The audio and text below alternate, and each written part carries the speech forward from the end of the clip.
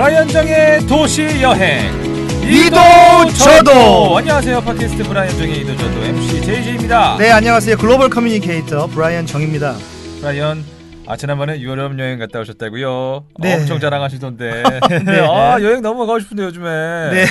혼자 이렇게 너무 잘 다니시는 거 아닙니까? 예, 다음에는 꼭 JJ하고 같이 갈 수 있는 그런 기회가 됐으면 좋겠습니다. 그런 날이 올까요? 네, 오기를 저는 기대하고 있습니다.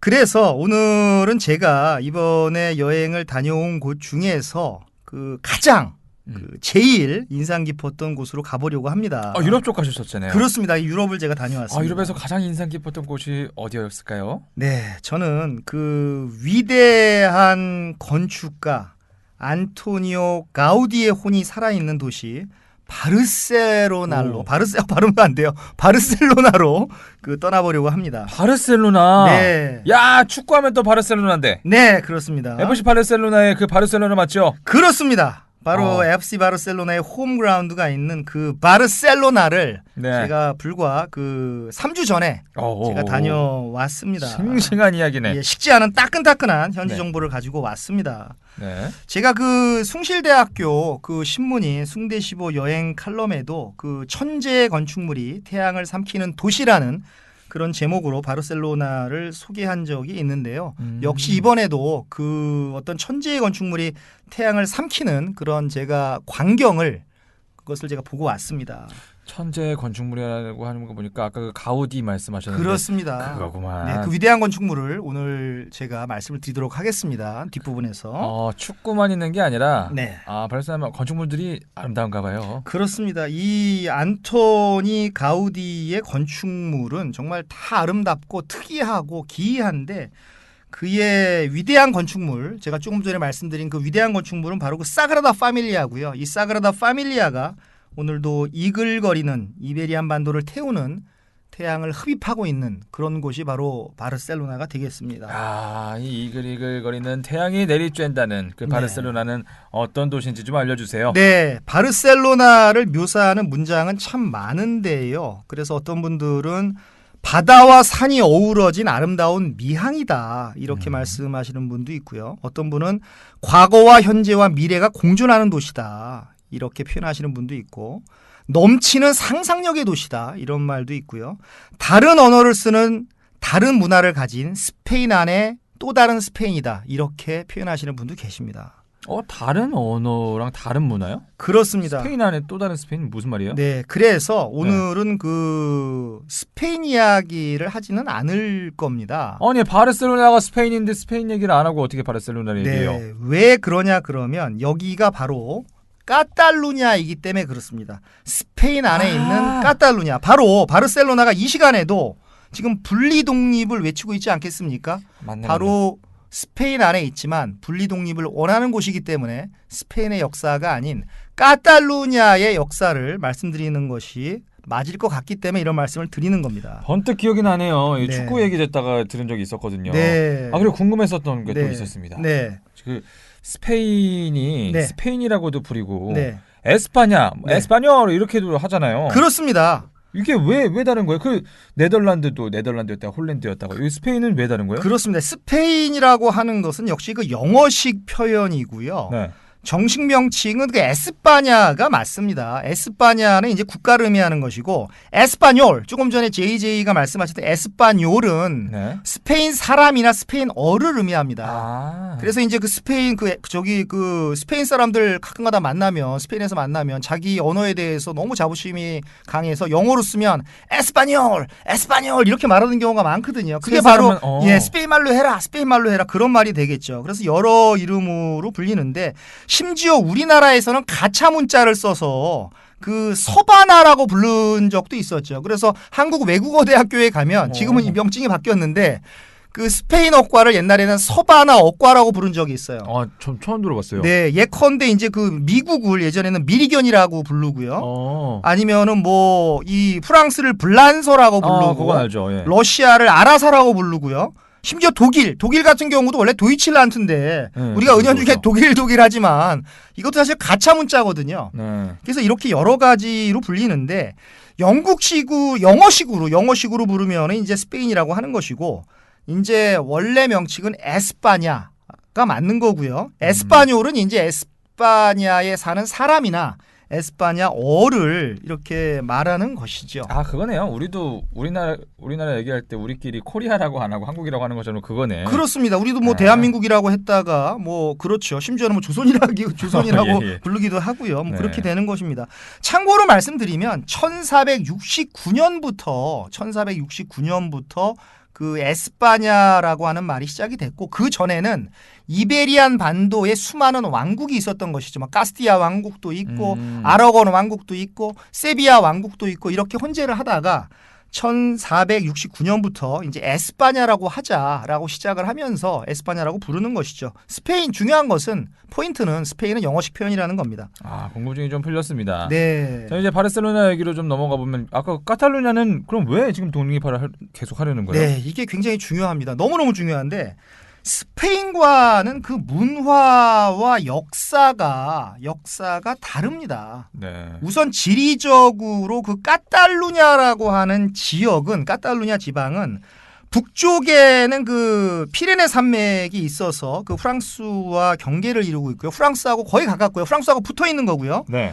동쪽과 남쪽은 이제 지중해에 다 있는 겁니다. 그러니까 지리적으로 보면 굉장히 북동쪽에 외진돼 있어요. 그 스페인이 그 거의 뭐 이 대한민국의 5배 되는 그런 광활한 영토를 가진 나라인데요. 예. 그쪽에 이렇게 위쪽에 붙어 있죠. 그리고 지리적으로 많이 이렇게 이 본토 이 그 카스티아라고 하는 마드리드 중심의 그 카스티아 지방과는 굉장히 동떨어져 있는 것이죠. 아, 전 스페인 안에 스페인이라 그래서 스페인 안쪽에 있는 건 줄 알았어요.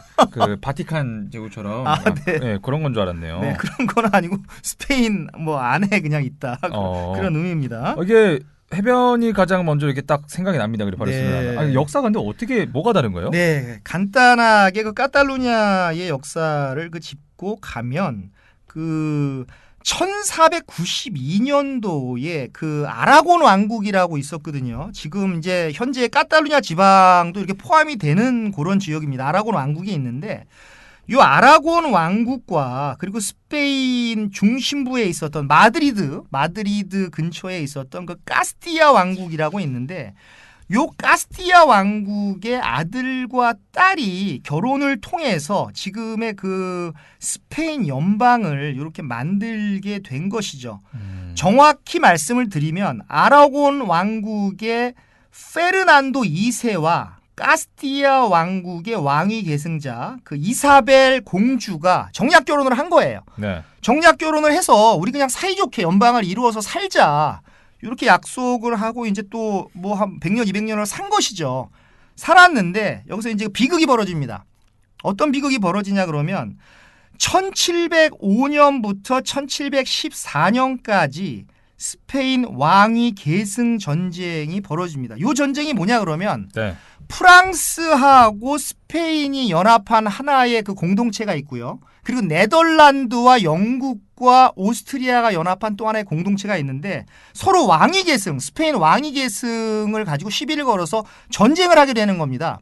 전쟁을 하게 되는데 안타깝게도 요 카탈루냐는 그 프랑스와 스페인 공동체의 편에 있었던 게 아니라 영국과 오스트리아, 네덜란드 요 팀에 있었어요. 요 공동체에 있었어요. 네. 근데 안타깝게 졌습니다. 지다 보니까 전쟁에서 승리한 카스티아 지방의 그 카스티아 왕국의 그 필리페 5세라는 분이 있는데 5세라는 부분이 야 너희는 왜 반대했어? 우리의 왕위 계승을 너희가 왜 반대했어? 하면서 그냥 카탈루냐 지방을 점령을 해서 그냥 귀속시켜 버린 것이죠. 그러니까 이제 그냥 졸지에 다른 사람 편에 섰다라는 이유만으로 점령을 당하고 언어도 못 사용하게 되고 뭐 이런 상황이 된 것이죠. 아, 카스티아 들어봤어요. 그 네. 레알 마드리드 축구팀에 네. 그 유소년 팀을 카스티아라고 부르더라고요. 그렇습니다. 아, 그래서 둘이 이렇게 치고받고 맨날 싸우는구나. 그렇습니다. 그래서 사이좋게 살기로 했는데 어느 날 갑자기 점령을 해서 귀속을 시켜 버리니까. 네. 그럼에도 불구하고 이제 뭐 300년 동안 스페인 연방의 그 일원으로 살면서 그렇게 탄압을 받았는데도 고유의 언어와 역사를 지켜왔다라고 하는 것이 중요한 포인트가 되겠죠. 야, 그럼에도 불구하고 300년 동안 스페인이었는데 계속 유지를 하고 있는 거네요. 그렇습니다. 대단하네요. 대단한 겁니다. 그래서 에스파냐 전체로 보면 그 동북 쪽에 있는 그 카탈루냐 지방은 예로부터 이제 개성이 강한 사람들이 모여 사는 곳으로 유명했습니다. 유명했고요.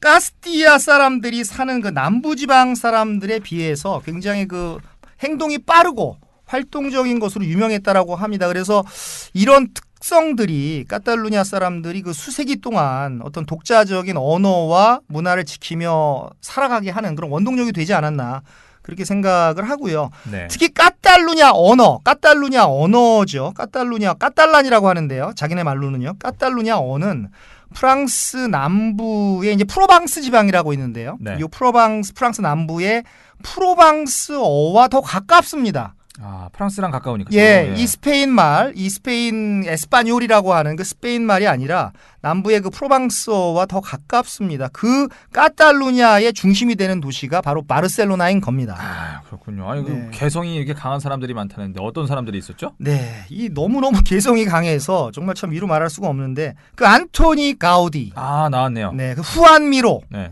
그리고 살바도르 달리, 아, 예. 그 20세기의 미치광이라고 하는 그런 표현까지 받았던 그런 표현을 했던 어떤 표현을 받았던 말이 잘 안 됩니다. 살바도르 달리가 있고요. 그리고 또 몬세라트 카바에라고 그 에스파냐가 나온 최고의 소프라노가 있습니다. 근데 이분이 왜 유명하냐 그러면 1992년도에 바르셀로나 올림픽에서 바르셀로나라고 하는 그 올림픽 주제가 노래 이름입니다. 바르셀로나가. 바르셀로나라고 하는 올림픽 주제가를 프레디 머큐리, 퀸의 프레디 머큐리하고 같이 부르려고 했어요. 그런데 예. 어떤 일이 벌어졌죠? 1991년도에 네. 91년도에 11월 24일 날 프레디 머큐리가 에이즈로 죽습니다. 아니 그래서 이 몬세라트 카바예하고 이 프레디 머큐리가 진짜 그 장엄한 올림픽 개막식, 바르셀로나 올림픽 개막식에서 바르셀로나라고 하는 엄청난 노래를 부르려고 했는데 야, 너무 아쉽네. 너무 아쉽습니다. 불과 그 차이가 그 한 7개월, 8개월밖에 나지 않습니다. 네. 1992년 7월 25일 날 바르셀로나 올림픽 개막을 했고 프레디 머큐리가 1991년 11월 24일 날 돌아가셨으니까 몇 달 차이 안 나죠. 7, 8달밖에 차이가 안 나는데 그래서 갑자기 바르셀로나라는 그 노래는 진짜 뭐 형장의 예술로 사라진 거고 형장의 예술로 사라진 건 아니겠지만 이 없어진 거고요. 레전드 무대가 나올 뻔. 네, 레전드 무대가 제가 너무 아쉽습니다. 그 프레디 머큐리를 너무 좋아하기 때문에 이 정말 너무 아쉽습니다. 그래서 그 대신에 그 사라 브라이트만이라고 아시나요? 사라 브라이트만이라고 하는 진짜 그 아주 이분도 유명한 가수죠. 사라 브라이트만하고 세계 3대 테너라고 일컬어지는 호세 까레라스가 아미고스 파라 시엠프레 우리말로 하면 영원한 친구들이 되겠죠. 그래서 이 노래도 좋습니다. 영원한 친구. 뭐 그건 아니고요. 예. 예. 영원한 친구 아미고스 파라 시엠프레라는 노래로 불렀습니다. 근데 만약에 정말 프레디 머큐리가 1년만 더 사셨다면 아마 올림픽의 그 무대가 1992년 바르셀로나 올림픽의 무대가 바뀌지 않았을까. 더욱더. 예. 아, 그리고 만약에 둘이서 같이 좀 콤비네이션을 맞췄으면 네. 막 그 퀸 노래를 이분이 또 부르고 그러지 않았을까요? 그렇습니다. 마마! 그렇습니다. 네. 이런 식으로 예. 소프라노로 네. 멋진 무대를 예. 볼 수 있습니다. 그래서 요거는 뭐 비싼데 영국의 BBC 방송에서는 네. 정말 올림픽이 시작되기 일주일 전까지도 비록 프레디 머큐리가 죽었지만 그 몬세라트 카바에는 실질적으로 노래를 부르고 실제로 아니면은 프레디 머큐리는 그냥 이렇게 녹화를 떠서 이렇게 같이 더빙해서 노래를 내놓지 않을까 그런 기대도 했다라고 합니다. BBC 영국 방송에서는. 그러나 그게 이제 완전히 사라 브라이트만하고 호세 까레라스의 그 영원한 친구들이라는 노래로 완전히 이제 대체가 된 것이죠. 너무 아쉽습니다. 그렇군요. 그래서 네. 안토니 가우디, 후안 미로 그리고 뭐 살바도르 달리, 몬세라트 까바예 뭐 이런 사람들은 100% 카탈루냐 사람이고 네. 또 이제 비록 그 말라가 출신이긴 하지만 말라가는 이제 그 스페인의 남부, 에스파냐의 남부인데요. 남부의 그 안달루시아라고 하는 지방인데 그 말라가 출신이긴 하지만 피카소도 바르셀로 피카소요? 파블로 피카소도 바르셀로나에서 많은 시간을 보내고 작품 활동을 했습니다. 제가 나중에 말씀드리겠지만 피카소 뮤지엄이 바르셀로나에 있는 이유가 되겠습니다. 바르셀로나에 그런 게 있어요. 네. 야, 진짜 역사적으로 굉장히 유명했던 분들이 여기 많이 나왔네요. 그렇습니다. 그렇습니다. 정말 그 한 획을 그은 예술가들입니다. 네. 이렇게 고유한 문화와 언어가 있는 그 카탈루냐는 그 바스크 지역이라고 들어보셨나요? 바스크 지역도 맨날 분리독립하고 막 테러 저지르고 막. 들어봤어요. 네. 이게 아까 대표적인 게 네. 바르셀로나라고 하셨지 네. 카탈루냐가 바르셀로나만 있는 게 아니잖아요. 네. 바스크하면 그 축구팀에서도 제가 빌바오라는 팀을 알고 있어요. 네, 아틀란틱 빌바오. 네, 그 팀이 바스크 지역에 태어난 선수들만 무조건 쓴다고. 그렇습니다. 지금은 정책이 어떻게 바뀌는지 모르겠는데 제가 몇 년 전만 해도 절대 다른 지역 선수는 안 쓴다고 얘기 들었습니다. 그렇습니다. 외국 선수들도 영입하라고. 예. 그 저 북쪽에 이제 그 바스크 지역과 더불어서 이 그 스페인 연방으로부터 분리 독립을 원하는 지역이 이제 그 바르셀로나가 되는 것이죠. 그러니까 바르셀로나도 분리 독립을 원하고 바스크 지역도 이제 막 축구팀을 대표로 해서 정말 말씀하신 대로 그 지역 사람들만 선수를 쓸 정도니까요. 그래서 바스크 지역과 더불어서 분리 독립을 원한다라고 하는 것이죠. 그래서 간단하게 설명을 드리면 이 자칫 잘못하면 우리가 역사로 올라가면 안 되니까요. 역사로 올라가면 안 되니까 도시를 얘기하는데 카탈루냐는 1932년부터 1934년까지 약 그 3년 동안이 되겠죠. 3년 동안. 그리고 또 1936년에 자치권을 획득을 했으나 이 프랑코 파시즘 우파 정권이 확립이 된 이후에 다시 이제 자치권을 상실을 했죠. 근데 이 프랑코라는 사람이 얼마나 나쁜 사람이냐 그러면 카탈루냐 언어를 못 쓰게 만들어 버립니다. 너희들은 그냥 중앙 집권 체제로 가야 된다. 우리는 그냥 스페인 말만 쓰면 되는 거고 에스파뇰만 쓰면 되는 것이지 왜 카탈루냐어를 쓰느냐 하면서 이 공식적인 언어 사용을 금지해 버리게 되는 것이죠. 그럼에도 불구하고 참 이 지켰다라고 하는 것이 대단하고 한편으로는 그 다른 언어와 문화를 인위적으로 합친다는 것이 참 얼마나 어려운 것인가를 참 에스파냐가 스페인이 잘 보여주는 거라고 저는 생각을 합니다. 참 이런 건 너무한 것 같아요. 왜 이렇게 막 언어를 못 쓰게 하고 막 그 문화를 금지시키고 이런 거 참 싫습니다. 저는. 그렇습니다. 참고로 여기서 말씀을 드리면 조금 전에 말씀드린 바스크 있지 않습니까? 바스크 지방에서 쓰는 게 바스크어가 있는데 이 바스크어를 많은 역사학자들이 굉장히 이렇게 아주 특이하게 생각을 해요. 왜냐 그러면 어순이 한국어하고 똑같다라고 합니다. 어순이. 우리가 좀 배우기 좀 쉽다. 예, 그래서 이 바스크 사람들이 어디서 왔느냐라고 역사학자도 굉장히 의아해한다라는 거예요. 아니 유럽의 한복판은 아니죠. 이게 프랑스와 스페인의 그 경계선에 있는 작은 지역인데 이 바스크어가 기존 인도 유러피안 어족이 아니라 한국어와 비슷하게 주어 다음에 목적어가 나오고 동사가 나온다라는 겁니다. 그래서 많은 역사학자들이 정말 이게 도대체 바스크 사람들은 어디서 왔을까? 고대에서 오래전부터 오지 않았을까? 로마 이전부터 여기에 와서 정착하지 않았을까? 이런 뭐 말들을 하시는데 저는 그게 맞다라고 봅니다.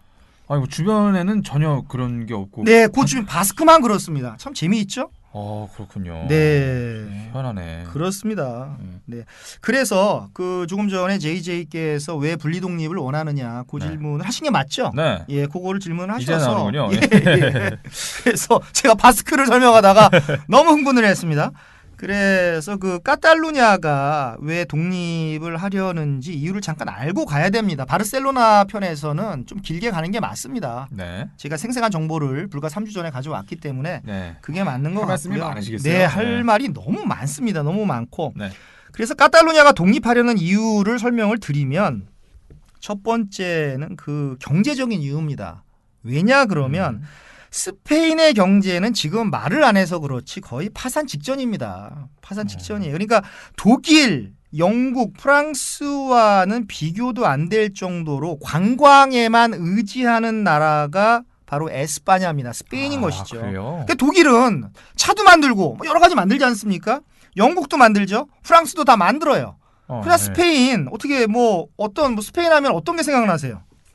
진짜 축구 말고는 생각나는 게 없네. 그렇죠. 그러니까 수출하는 것도 뭐 하몽햄은 아시죠? 함 샌드위치 만드는 거. 예, 그 돼지고기 뒷다리를 숙성해가지고 이렇게 익히지 않고 먹는 거. 저도 이번에 스페인 가서 굉장히 많이 먹고 왔는데 하몽하고 이제 와인 정도가 생각이 나고 JJ께서 생각하시는 스페인 명품 브랜드 뭐 딱히 이탈리아 그러면 많이 생각이 나는데 스페인 그러면 생각나는 게 없죠? 명품 투소? 네. 투할 때 네, 그렇죠. 기억이 저는 모르겠어요. 네, 그렇습니다. 네. 그리고 1950년대에 설립한 그 세아트라고 하는 차도 있었는데 네. 이 차도 독일의 그 폭스바겐 그룹에 이렇게 합병이 됩니다. 그러니까 더 이상 그 스페인 차가 아니고요. 스페인 그 제품이 아니고 그러니까 뭐 이 관광으로 그냥 먹고 사는 나라라고 이렇게 보시면은 됩니다. 아, 관광을 또 많이 오니까 그걸로 어떻게 유지가 되나 보네요. 네. 그런데 네. 요 까탈루냐 스페인은 그런데요. 요 까탈루냐는 좀 특이한 게 면적으로 따지면은 스페인 전체의 한 6% 정도밖에 안 됩니다. 네. 그 면적으로 작네요. 따지면 6% 정도밖에 안 되는데 스페인에서는 가장 부유한 지역이라는 것이죠. 아, 또 카탈루냐가 제일 좀 잘 살아요? 그렇습니다. 네. 스페인에는 17개의 자치주가 있는데 이 17개 자치주에서 경제 규모가 가장 크고 가장 중요한 것은 스페인 GDP의 20%를 까탈루냐가 책임지고 있습니다. 스페인 전체 수출의 25%를 담당하고 있어요. 야. 면적은 6%밖에 안 되는데 스페인 GDP의 20%를 책임지고 스페인 전체 수출의 25%를 담당하는 거니까 네. 정말 뭐 이 정도면은 뭐 대단한 거 아닌가요? 그러게요. 카탈루냐가 뭐 스페인을 먹여 살린다고 볼 수가 있겠네요. 아니 예전에 카탈루냐에 합병한 게 네. 이쪽 사람들한테는 그래도 신의 한 수였다고 볼 수도 있겠네요. 네, 또 지금 생각해 보면. 지금 보면은 그 카스티아가 카탈루냐를 잡은 것이 정말 신의 한 수라고 해도 뭐 과언이 아니고 뭐 좋은 일은 아니지만. 예, 좋은 일은 아니지만 거기다가 스페인을 찾아오는 관광객 중에서 스페인이 참고로 5천만 명이 갑니다. 연간 5천만 명이 우리나라 인구만한 예. 그런 관광객들이 스페인을 가는데 그 중에서 1,800만 명이 까탈루냐로 온다라고 합니다. 다른 지역도 기라성 같은 뭐 지역들도 있는데 네. 이 바르셀로나가 좋으니까 5천만 명 관광객 중에서 1,800명이 거의 40%인가요? 뭐 35%인가요? 40%가 까탈루냐로 오고 까탈루냐와 그 인근 도시를 그 바르셀로나와 그 인근 도시를 방문하러 까탈루냐로 오는 것이죠. 한 가지 더 말씀을 드리면 인구도 스페인 전체 인구의 16%인 750만 명이 까탈루냐에 삽니다. 심지어 많이 사네. 예, 면적은 6%밖에 안 되는데 인구의 16% 750만 명이 이 까탈루냐에 사는 것이죠. 이 정도만 해도 뭐 독립은 꼭 해야겠다 생각이 드는데 이게 첫 번째 이유라고 하셨잖아요. 그렇습니다.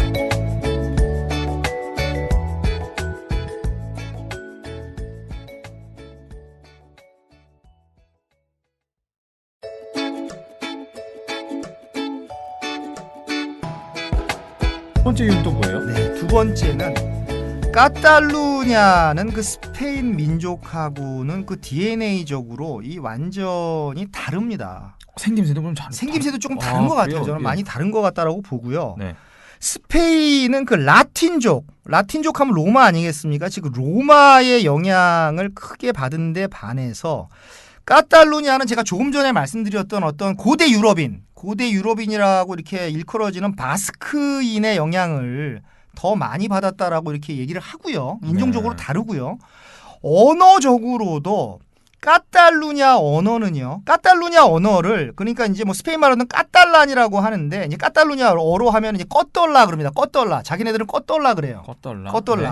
이제 그 카스티아어 우리가 스페인 에스파뇰 스페인 말로는 까탈란이라고 하고 이제 까탈루냐어 자체로는 꺼떨라 그러더라고요. 근데 이 까탈루냐어는 이 까탈라는요. 프랑스어와 같은 갈리아 로망스어파입니다. 이 파가 많은데 어족이 많은데 갈리아 로망스파인데 이 에스파뇰이라고 하는 스페인어는 포르투갈어와 더불어서 이베리아 로망스어파입니다. 그러니까 어족이 달라요. 하나는 갈리아 로망스어파고 하나는 이베리아 로망스파입니다. 이게 다른 것이죠. 그런데 이렇게 다른 민족을 이렇게 묶어가지고 네. 언어도 못 쓰게 하고 네. 참. 어순도 좀 많이 좀 차이가 나겠어요. 네, 어순은 이제 바스크어는 어순이 이제 그 차이가 나는데 요거는 어순은 같고. 근데 약간 이 말이 좀 다릅니다. 저도 뭐 까탈루냐어 전문가가 아니라서 잘 모르겠습니다만 전혀 뭐 그쪽 말을 모르니까 뭐 어떻게 할지. 네. 그래서 우리가 부에노스아이레스 편에서 간단한 것만 잠깐 말씀을 드리면 부에노스아이레스 편에서 감사합니다를 뭐라 그랬죠? 기억에 복습을 좀 해야겠네요. 네, 다음부터 이제 복습을 좀 해오셔야 됩니다. 우리가 이제는. 뭐였지? 네, 그라시아스. 네.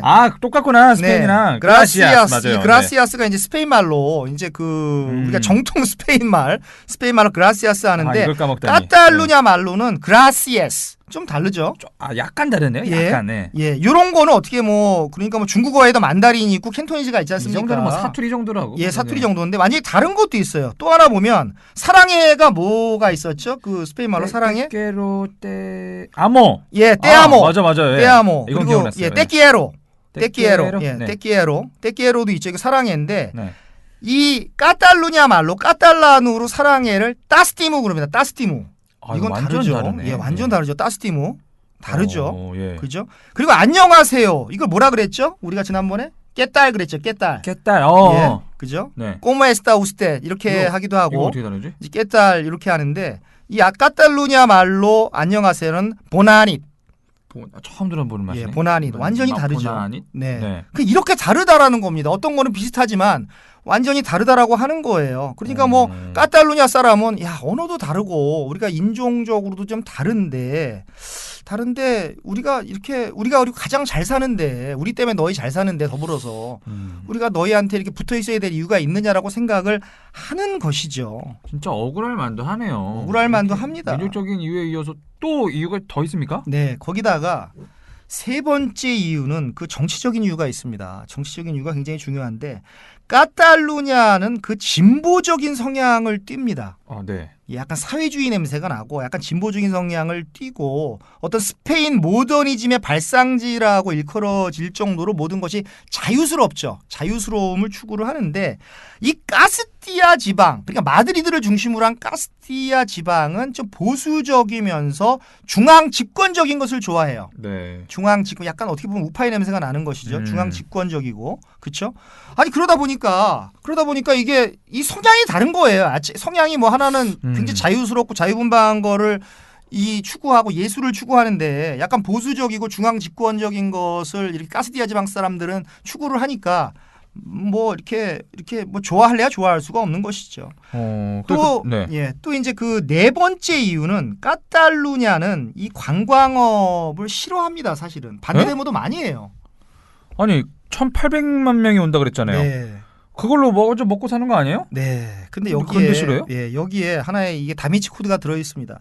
카탈루냐는 이 사람들이 이렇게 빠르게 움직이는 사람이라고 제가 말씀을 드렸지 않습니까? 그래서 이 관광업뿐만 아니라 금융업이 발달을 했습니다. 금융업과 상업 이런 것들이 발달을 했어요. 그리고 무역업 이런 것들이 발달을 했습니다. 네. 그래서 카탈루냐 사람들은 이렇게 얘기를 하는 겁니다. 카탈루냐는 상업하고 우리 수출하고 수입하고 금융업만으로도 충분히 먹고 살 수 있다. 우리는 경쟁력이 있다. 이 구질구질하게 관광객들이 많이 몰려가고 사진 찍어가고 우리 거 이렇게 몰카 찍어가고 그런 짓을 안 당해도 된다. 이렇게 주장을 하는데 자존심 있네. 이 카탈루냐의 관광을 홍보하고 진흥하려고 하는 사람은 누구냐 그러면 스페인 중앙정부가 그래요. 왜냐 그러면 왜요? 카탈루냐가 관광업이 활성화가 돼서 돈을 많이 벌면 세금을 많이 받을 수 있으니까.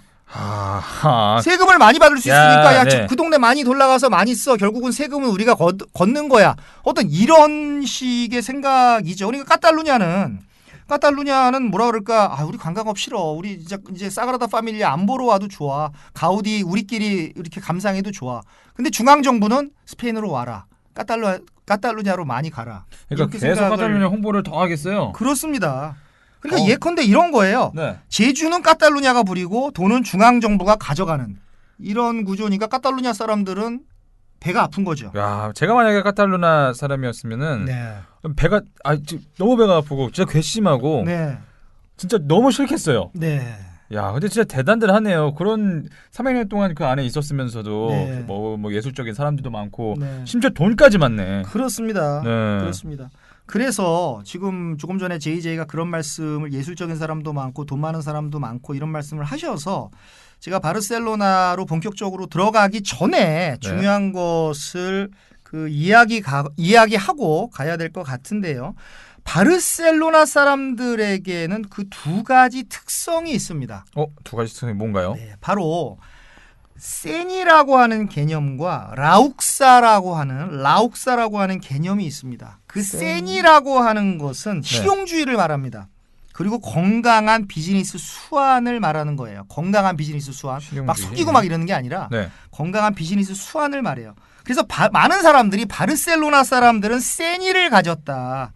이렇게 말들을 합니다. 그래서 이런 센이라고 하는 것이 JJ가 말했듯이 돈 많은 사람들을 많이 만든 거예요. 그래서 바르셀로나를 스페인 안에서 가장 부유한 지역으로 만들어 놓은 것이 바로 이 센이라는 겁니다. 센이 네. 개념 이름이 센입니다. 또 네. 하나는 라옥사라고 하는 개념이에요. 라옥사는 뭐냐 그러면 네. 열정과 예술 감각입니다. 어떤 삶의 욕망이에요. 그리고 어떤 그 페스티벌 분위기입니다. 축제의 분위기입니다.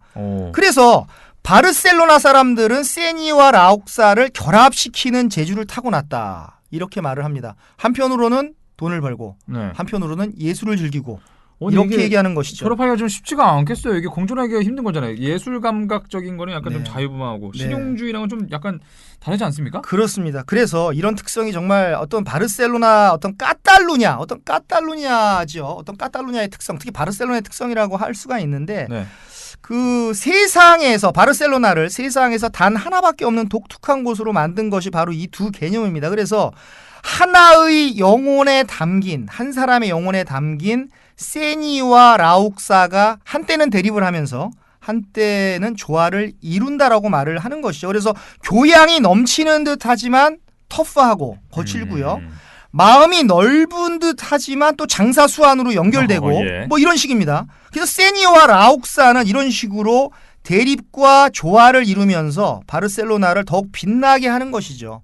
그래서 가우디, 미로, 뭐 나중에 나오겠습니다만 구엘, 뭐 달리, 피카소 이런 기라성 같은 사람들이 정말 제 생각입니다. 세니와 라옥사를 조화롭고 지혜롭게 잘 사용해서 많은 사람들을 감동시킨 것이 아닌가.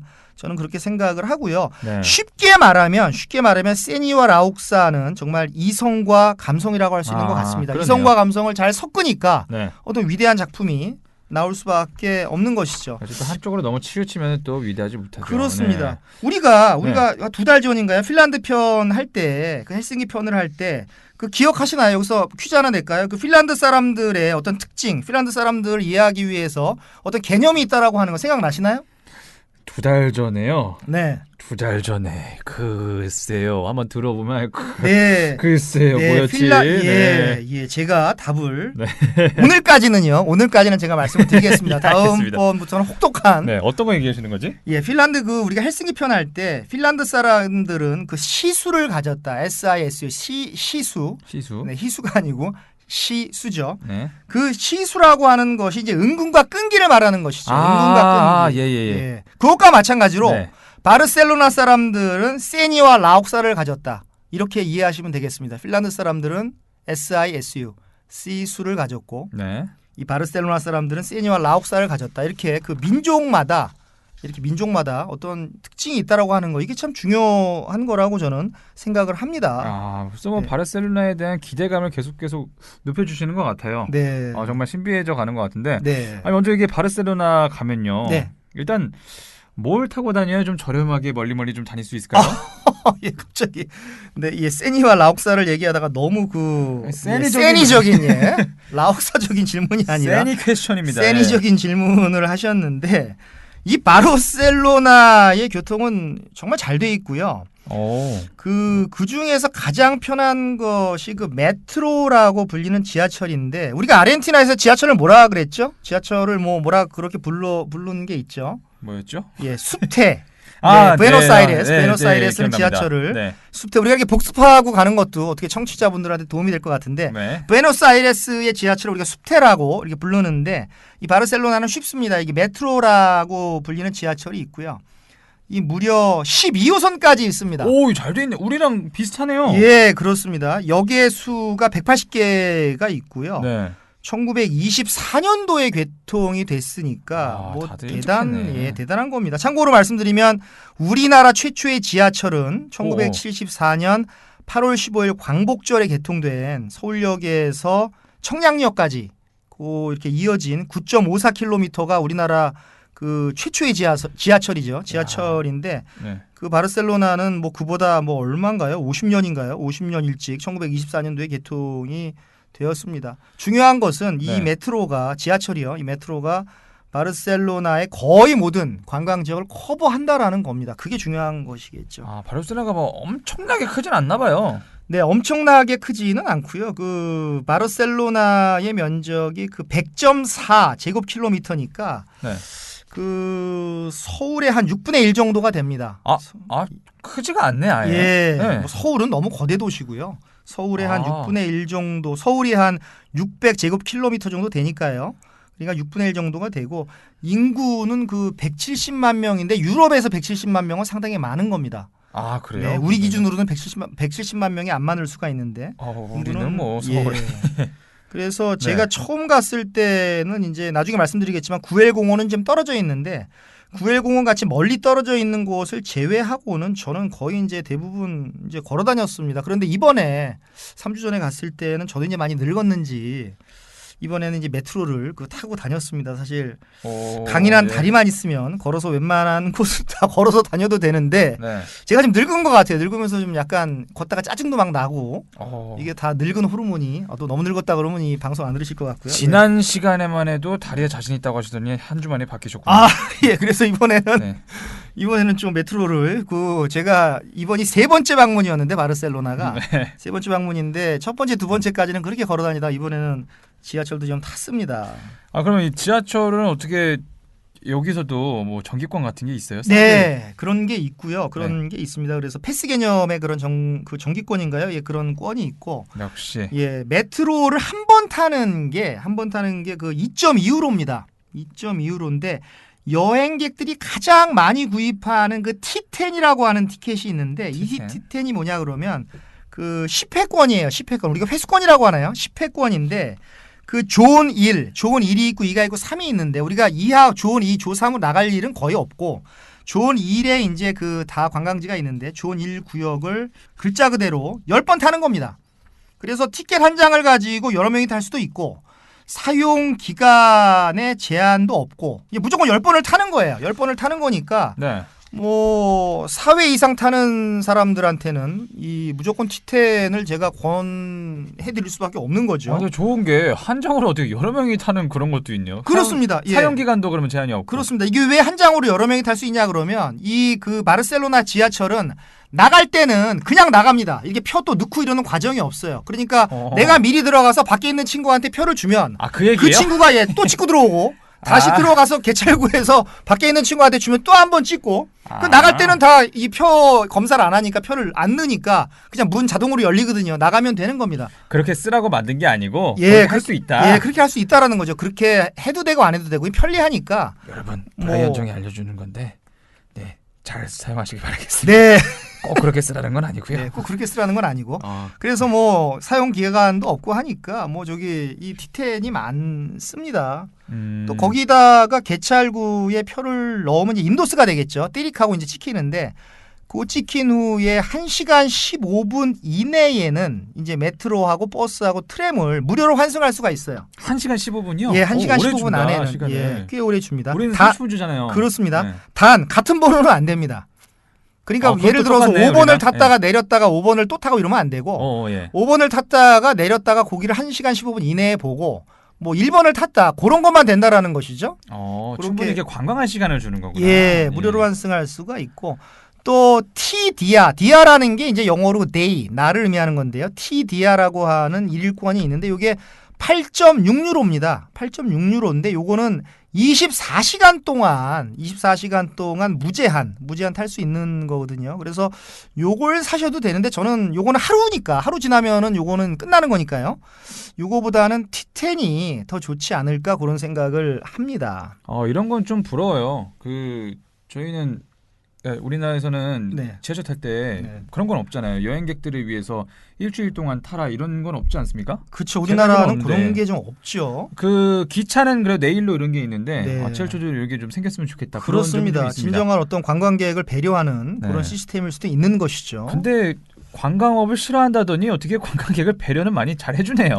그렇죠. 또 뭐 현실이니까요. 또 그렇다고 뭐 데모 한편에선 데모도 하지만 관광객 물러가라고 데모도 하지만 또 한편으로는 그 또 이렇게 또 배려도 해줍니다. 이게 라옥사 아닐까요? 아까는 센이었다면 이게 라옥사적인 면이죠. 그러니까. 그러네요. 실용적으로는 오지 마라 이랬다가도 또 막상 오면 타고 이거 왔으니까 타고 다녀. 또 감성이 또 이제 이게 또 라옥사의 개념이 아닌가 싶습니다. 그렇습니다. 예. 네, 그리고 또 바르셀로나 카드라는 것도 있습니다. 전 이거 사지는 않았는데 바르셀로나 카드를 이용하는 사람을 제가 봤습니다. 그래서 대중교통 수단을 이 무제한 사용을 하고 거기 박물관이 워낙 많으니까 박물관에서 조금 할인해주고 상점에서 할인해주고 또 레스토랑에서 할인을 받을 수 있는 그래서 그 3일권이 45유로고 4일권이 55유로입니다. 그래서 4일권은 4일 내내 그 교통수단을 무제한 타고 박물관 갈 때 이제 박물관마다 조금씩 다릅니다. 할인율이. 그래서 뭐 어떤 데는 10% 해주고 어떤 데는 뭐 많이 30%도 해주고 하니까 그런 거 잘 계산하셔서 내가 그 차도 많이 타고 교통수단도 많이 타고 박물관도 많이 들르면서 괜찮은 레스토랑에서 식사를 많이 할 것 같다. 그러면 바르셀로나 카드 사는 게 낫죠. 네. 예. 근데 그게 아니고 난 길거리 음식 먹고 웬만하면 걸어 다니고 박물관도 그냥 안 들어가고 그냥 겉에만 보겠다 이러면 굳이 살 필요는 없으신 거고. 네. 바르셀로나 카드. 네. 그런 게 있습니다. 여행 스타일에 따라서 이거를 사도 되고 안 사도 되고. 네. 저는 고민을 좀 해봐야겠네요. 네, 그렇습니다. 이거 잘 골라 타시면 되고. 네. 그리고 역시 뭐 버스도 있는데 처음 가는 사람들한테는 뭐 메트로가 편합니다. 안내 방송이 그 스페인어로만 나오기 때문에 그 버스는 어디를 가나 제가 어딜 가나 버스가 힘드네요. 예, 버스 뭐 지하철이 낫죠. 좀 제가 강추를 안 드리고 그리고 또 특이한 교통수단이 하나 있는데 그 바르셀로나의 그 황용조 선수가 1992년 마라톤에서 금메달 따지 않았습니까? 그렇습니다. 그래서 그 몬주익 그 언덕으로 이렇게 올라가는 그 등산 열차가 있는데 이 등산 열차가 5분 정도 올라갑니다. 5분 정도 올라가는데 이것을 그 푸니쿨라라고 합니다. 푸니쿨라. 한국 발음으로는 푸니쿨라 그러는데 푸니쿨라가 아니고 푸니쿨라인데 요 10회권으로도 요거 이용할 수가 있습니다. 10회권 찍고 10회권으로 찍고 올라갈 수가 있고 그래서 푸니쿨라라고 있는데 뭐 재미삼아서 저도 딱 한 번 타봤는데 재미삼아서 타보는 것도 그 좋을 것 같고요. 속도가 어때요? 속도는 느립니다. 속도는 천천히? 이렇게 천천히 이렇게 찌 이렇게 케이블카 가듯이 천천히 올라가고. 네. 그래서 이제 저는 이제 몬주익 언덕은 걸어서 올라갔고 이번에는 예전에 푸니쿨라를 타봤고요. 근데 이제 제가 참 아쉬운 게 이 몬주익 언덕에 그 제가 말씀드린 대로 그 바르셀로나 올림픽에서 마라톤 금메달을 딴 황용조 선수의 그 동상, 석상이죠. 엄밀히 말하면 석상입니다. 예. 석상이 있다라고 하는데 제가 못 찾았습니다. 눈이 안 좋아서 못 찾은 건지 아니면 뭐 이렇게 구글 맵으로 다녔는데 구글 맵이 무슨 에러가 났는지 모르겠지만 이걸 못 찾았어요. 중요한 거 못 찾으셨네. 네, 참 아주 안타깝습니다. 이걸 못 찾아가지고. 아니 근데 황용조 선수 동상만 있는 건 아니죠? 네, 금메달 리스트에 다 있는 건가? 뭐 다 있는 건 아니고 다 있는 건 아니고 참고로 말씀을 드리면 요 바르셀로나하고 경기도가 그 자매교련을 맺었습니다. 자매교련을 맺었는데 그 송기정 선수가 그 베를린 올림픽에 나갔을 때는 일장기를 달고 나갔죠. 네. 그죠? 근데 황용조 선수는 송기정 선생님 작고하신 송기정 선생님 이후에 태극기를 달고 나가서 올림픽 금메달을 딴 최초의 선수입니다. 네. 그게 굉장히 의미가 있는 거죠, 대한민국한테. 그래서 그 경기도에서 바르셀로나 시에 가서 이 설명을 했다라고 합니다. 얼마나 황용조 선수의 올림픽 금메달이 마라톤 올림픽 금메달이 중요한지를 설명을 하고 우리가 모든 비용을 대겠다. 너희들은 땅만 좀 제공을 해달라. 땅만 조금 제공을 해주고 우리가 모든 비용을 대겠다. 그래서 한국돌입니다. 이게 한국돌을 가지고 가서 한국돌에다가 이렇게 그 황용조 선수가 달리는 모습을 이렇게 새겨 놓은 것이죠. 이게 예산이 20억이 들었다 그래요. 그래서 그때 막 20억을 왜 쓰느냐, 뭐 써야 된다 말아야 된다. 이게 막 굉장히 이렇게 사회 논쟁거리가 됐다라고 저는 하는데요. 어쨌든 그런 의미에서 세운 것이고 물론 황영조 선수의 발 모양을 이 동에다 찍어서 이렇게 붙여놓은 것도 있는데 그건 동입니다.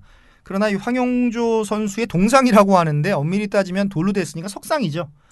보고 오셨어야죠. 예, 그러니까 저는 그거를 못 보고 온 게 참 이 다음에 가면 꼭 보겠습니다. 참 안타깝습니다. 저도 만약에 바르셀로나를 간다면 그냥 가서 축구만 볼 게 아니라 이것부터 꼭 먼저 찾도록 하겠습니다. 그렇습니다. 한국 사람들한테는 의미가 있는 그런 곳입니다.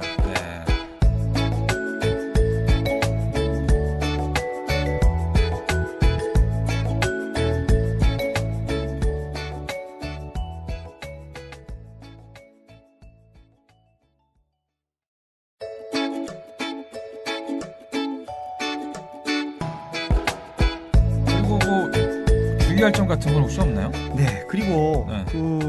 이 바르셀로나 하면 네. 소매치기 어떻게 말씀드려야 될까요? 소매치기의 메카? 그래서 한번 여쭤보는 거예요. 예, 소매치기가 너무 많아서 이 대낮에도 저는 활주국을 하는 거를 봤습니다. 뒤에서 막 이렇게 쫓아가고. 직접 보셨어요? 예, 직접 봤습니다. 어떤 사람 미친 듯이 쫓아가고 경찰 나오고. 근데 골목이 많다 보니까 막 골목에 숨고 활주국을 막 하는 것도 봤는데 뭐라 그럴까 정말 이 동양인 여성들만 이렇게 노리는 이 그런 뭐라 그럴까 소매치기들이 많다 그래요. 좀 슬픈 현실이죠. 어떻게 보면은. 참 문화적으로는 선진국들인데 네. 이게 소매치기가 이렇게 많을까요? 예, 저는 바르셀로나 이번이 3번째임에도 불구하고 소매치기를 한 번도 와우. 당하지는 않았는데 세 보였나 보다. 네, 근데 이번에 한번 당했다가 구살생으로 살았습니다. 이번에. 어떤 일이세요? 이번에 지하철역에서 저는 소매치기를 당한 줄 몰랐죠. 그래서 이렇게 스마트폰을 외투에 겨울이니까요. 이 외투에 넣고 이렇게 걸어가는데 갑자기 어떤 사람이 사복을 입은 사람인데 사복 경찰이라 그러니까 경찰인 줄 알았지. 저는 그분이 경찰인지 몰랐습니다.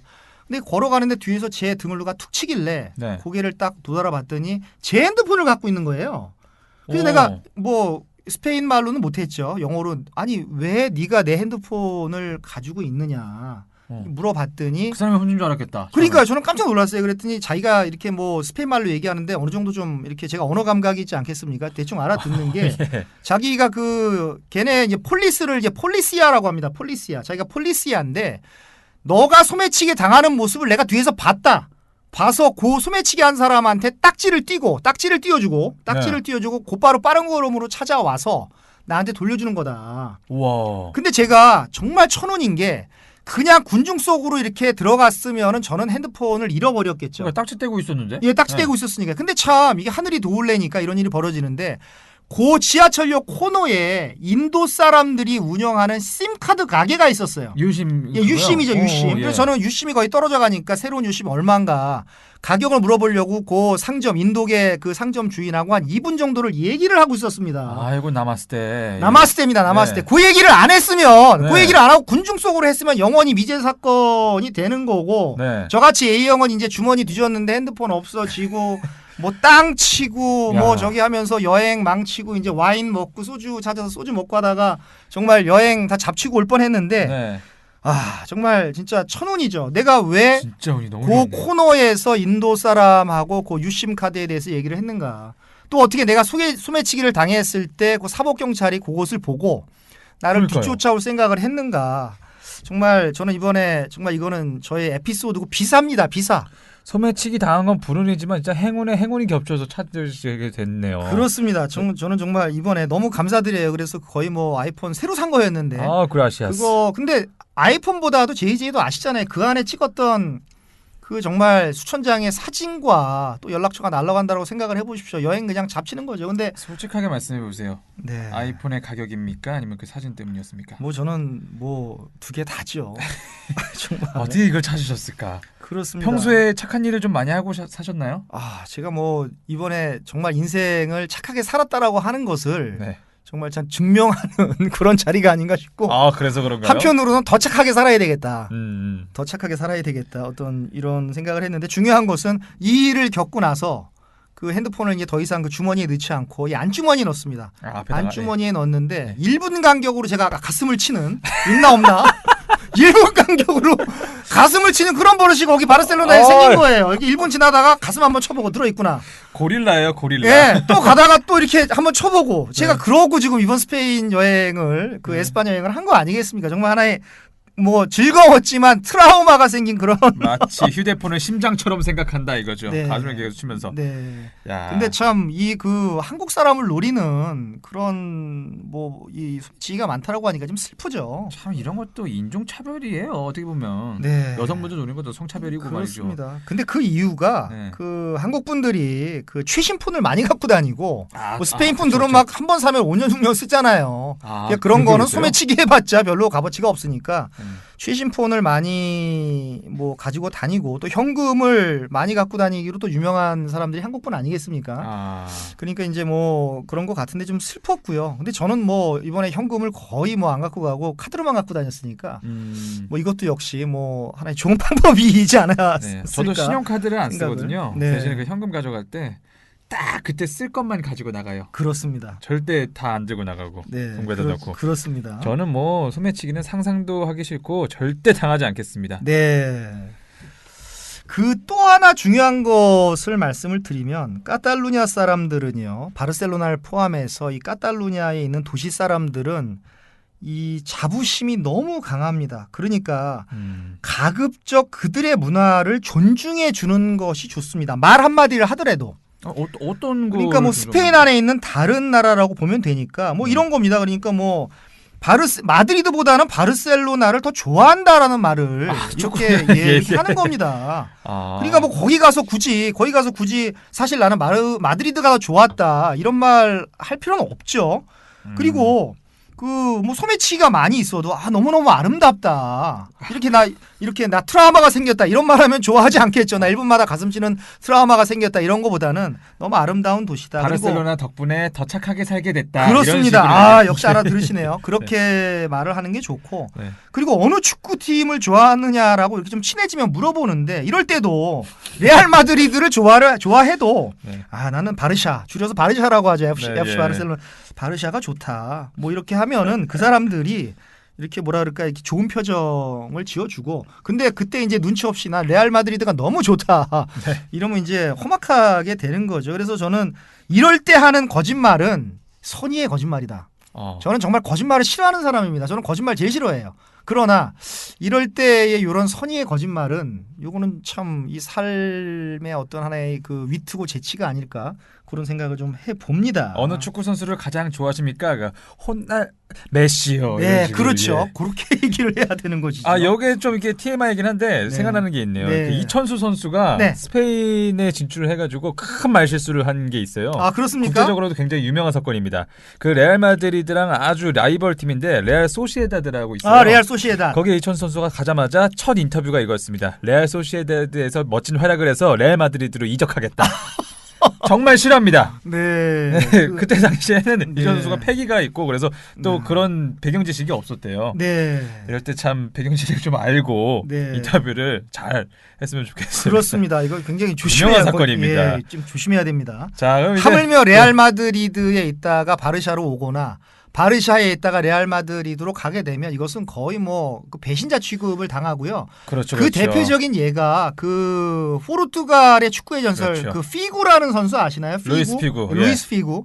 이 루이스 피구가 참고로 말씀을 드리면 2000년부터 2005년까지인가요? 하여간 그 기간에 바르샤에 있다가 레알 마드리드로 이적을 했는데 병 맞고 칼 맞고 칼 나오고 막 휴지 던지고 막 그랬다라는 거 아닙니까? 그건 뭐 싫어합니다. 그건 싫어해요. 경기 중에 막 다 날아오고 난리가 났습니다. 그러니까 배신자라 이거죠. 아니 바르샤를 위해서 뛰었는데 레알 마드리드 가서 돈 보고 갔냐 그러면서 물병 던지고 심지어는 칼을 던졌다라고 합니다. 그건 뭐 유명한 사건이죠. 뭐 그런 거죠. 정말 언행을 이 스페인에서는 정말 이 선의의 거짓말이 필요한 나라라고 저는 생각을 합니다. 재밌는 게 그 아주 유명한 호날두 말고 옛날에 브라질의 호날두. 네, 호날두. 바르셀로나에서 뛰고 레알 마드리드에서 뛰었던 대표적인 선수 중에 그렇습니다. 1년밖에 바르셀로나에서 안 뛰어서 좀 덜하더라고요. 그런 거는. 그렇습니다. 자, 이제 바르셀로나에 대해서 좀 알아봤고 이제 좀 본격적으로 들어가 봐야죠. 그렇습니다. 그 전에 또 있어요. 또 전입니다. 정말 송구스럽습니다. 정말 제가 말씀드리기가 송구스러운데 할 얘기 되게 많으시네 오늘. 이런 말씀을 안 드려야 되는데 이 바르셀로나는 그 부에노스아이레스와 마찬가지로 반드시 알고 가야 할 사람들이 있습니다.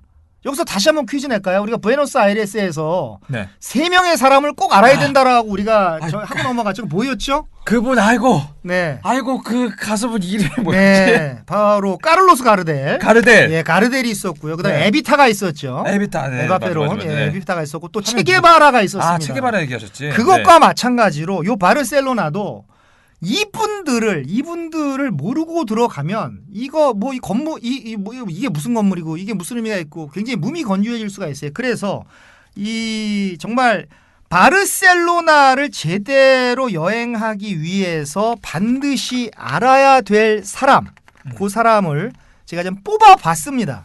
누굴까요? 네, 근데 참 이 뽑는 것도 참 이게 어려웠습니다. 그 바르셀로나와 관련이 있는 사람은 뭐 크리스토퍼 콜럼버스 아시죠? 저는 메시밖에 생각 안 나요. 예, 그것도 많이 아시는 거고. 지난주에 또 바르셀로나 예고를 또 해주셔가지고 사실 검색을 슬쩍 해봤어요. 그래서 가우디를 예상을 한 거거든요. 그렇습니다. 뭐 당연히 가우디가 들어가고 호안 미로가 있죠. 그리고 동물농장과 1984년이라고 하는 그 소설을 썼던 조지 오웰, 영국 작가입니다. 조지 오웰도 있고요. 이 사람은 영국 사람이지만 바르셀로나하고 관련이 있고요. 그리고 안토니 타피에스라고 하는 진정한 가우디와 달리의 후계자. 가우디와 달리가 실제로 안토니 그 타피에스를 후원을 했다라고 합니다. 이 기라성 같은 이분이 그 돌아가셨는데 이분도 안토니 타피에스가 계시고 그리고 아까 말씀드렸던 몬세라트 카바예가 있고 호세 까레라스가 있고 수많은 영웅과 예술가가 있는데 이 사람들 중에서 이렇게 그 5명을 제가 오늘 소개를 드리려고 하는데 너무 어려웠습니다. 너무 어려웠어요. 항상 어려우시잖아요. 네, 항상 어려운데 그럼에도 불구하고 정말 이 제 주관적인 의견으로 선정을 했다라고 하는 것을 말씀을 드립니다. 다른 분들은 다르게 생각할 수가 있으니까요. 그 제 주관적인 의견으로 정말 어렵게 고심을 해서 그 5명을 제가 선정을 했습니다. 베스트 5 중에 첫 번째 인물은 제가 한번 맞춰볼게요. 네, 아무래도 아까 계속 언급을 하셨던 가우디가 아닐까 싶습니다. 그렇습니다. 맞죠? 이것은 뭐 짜고 치는 고스톱 같은데요. 이거는 맞습니다. 가우디입니다. 1852년도에 태어나셔서 1926년도에 돌아가셨으니까 74세 때 돌아가셨으니까 나름대로 뭐 오래 사신 거죠.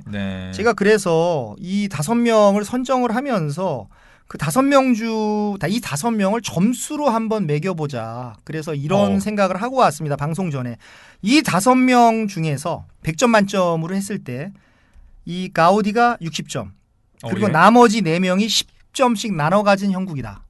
가우디가 진짜 최고로 비율이 그렇습니다. 가우디를 알면 가우디 한 사람만 제대로 알면 바르셀로나를 저는 알았다라고 절반 이상 알았다라고 저는 생각을 합니다. 그래서 오죽하면 100점 만점에 60점을 가우디한테 주고요. 나머지 4분한테 5명 중에 4분한테 10점씩을 준다라고 제가 이렇게 그 말씀을 드리지 않았겠습니까? 예컨대 예루살렘이 전 세계의 복 9개를 갖고 나머지 1개의 복을 전 세계 나머지 도시들이 나누어 가졌다. 이런 말과 마찬가지로 저는 이 100점 만점에 60점을 가우디한테 줬습니다. 이 바르셀로나는 가우디로 시작을 해서 가우디로 끝난다고 해도 저는 과언이 아니라고 생각을 합니다. 맞는 말이라고 생각을 해요. 하루에 2번씩 바르셀로나 사람들은 아침 저녁으로 가우디한테 큰절을 해야 된다. 저는 그렇게 말씀드리고 싶을 정도로 대단한 사람입니다. 그의 건축물이 바르셀로나 한 곳이 아니라 수많은 곳곳에서 보석처럼 빛을 발하고 있고요. 그 빛나는 건축물을 보기 위해서 전 세계에서 5천만 명이 오는 겁니다. 그가 설계한 그 사그라다 파밀리아는 지금도 지어지고 있고요. 그죠? 지금도 지어지고 있습니다. 언제 끝날지 모릅니다. 설이 분분한데 언제 끝날지 모릅니다. 제가 전편에서 말씀드렸듯이 우리나라에도 이런 건물이 있으면 좋겠다라고 제가 말씀을 드린 적이 있죠. 세대와 세대를 넘어서 후손들이 또 후손한테 물려주고 그 후손이 다른 후손한테 물려주고 지어지는 건물이 있다라고 하는 것이 얼마나 좋은 것인가라고 제가 말씀드린 적이 있는데 바로 이 사그라다 파밀리가 그렇습니다. 사그라다 파밀리아가 성당이 바로 그렇습니다. 그래서 카탈루냐어로 발음을 하면 이분이 안토니 가우디입니다. 스페인 발음 카스티아어죠. 카스티아어. 마드리드를 중심으로 하는 카스티아어. 현재 스페인어 표준어라고 하는, 저는 표준어라는 개념이 좀 싫은데 어쨌든 스페인 표준어라고 카스티아어를 하는데요. 이 카스티아어 발음으로 하면 안토니오 가우디입니다. 그리고 영어식으로 하면 안톤 가우디가 돼요. 근데 저는 여기가 카탈루냐이기 때문에 안톤 가우디도 아니고 안토니오 가우디도 아니고 저는 안토니 가우디라고 불러야 될 것 같고 또 그것이 맞을 것 같습니다. 자, 그럼 이 안토니 가우디 어떤 사람인지 좀 설명을 부탁을 드리겠습니다. 어떻게 태어나고 어떤 업적들이 있는 거죠? 그렇습니다. 이 많은 사람들이 그 가우디를 천재라고 하는데 저는 가우디 천재에는 저는 두 가지 종류가 있다라고 생각을 합니다. 그래서 선천적인 천재가 있고 후천적인 천재가 있습니다.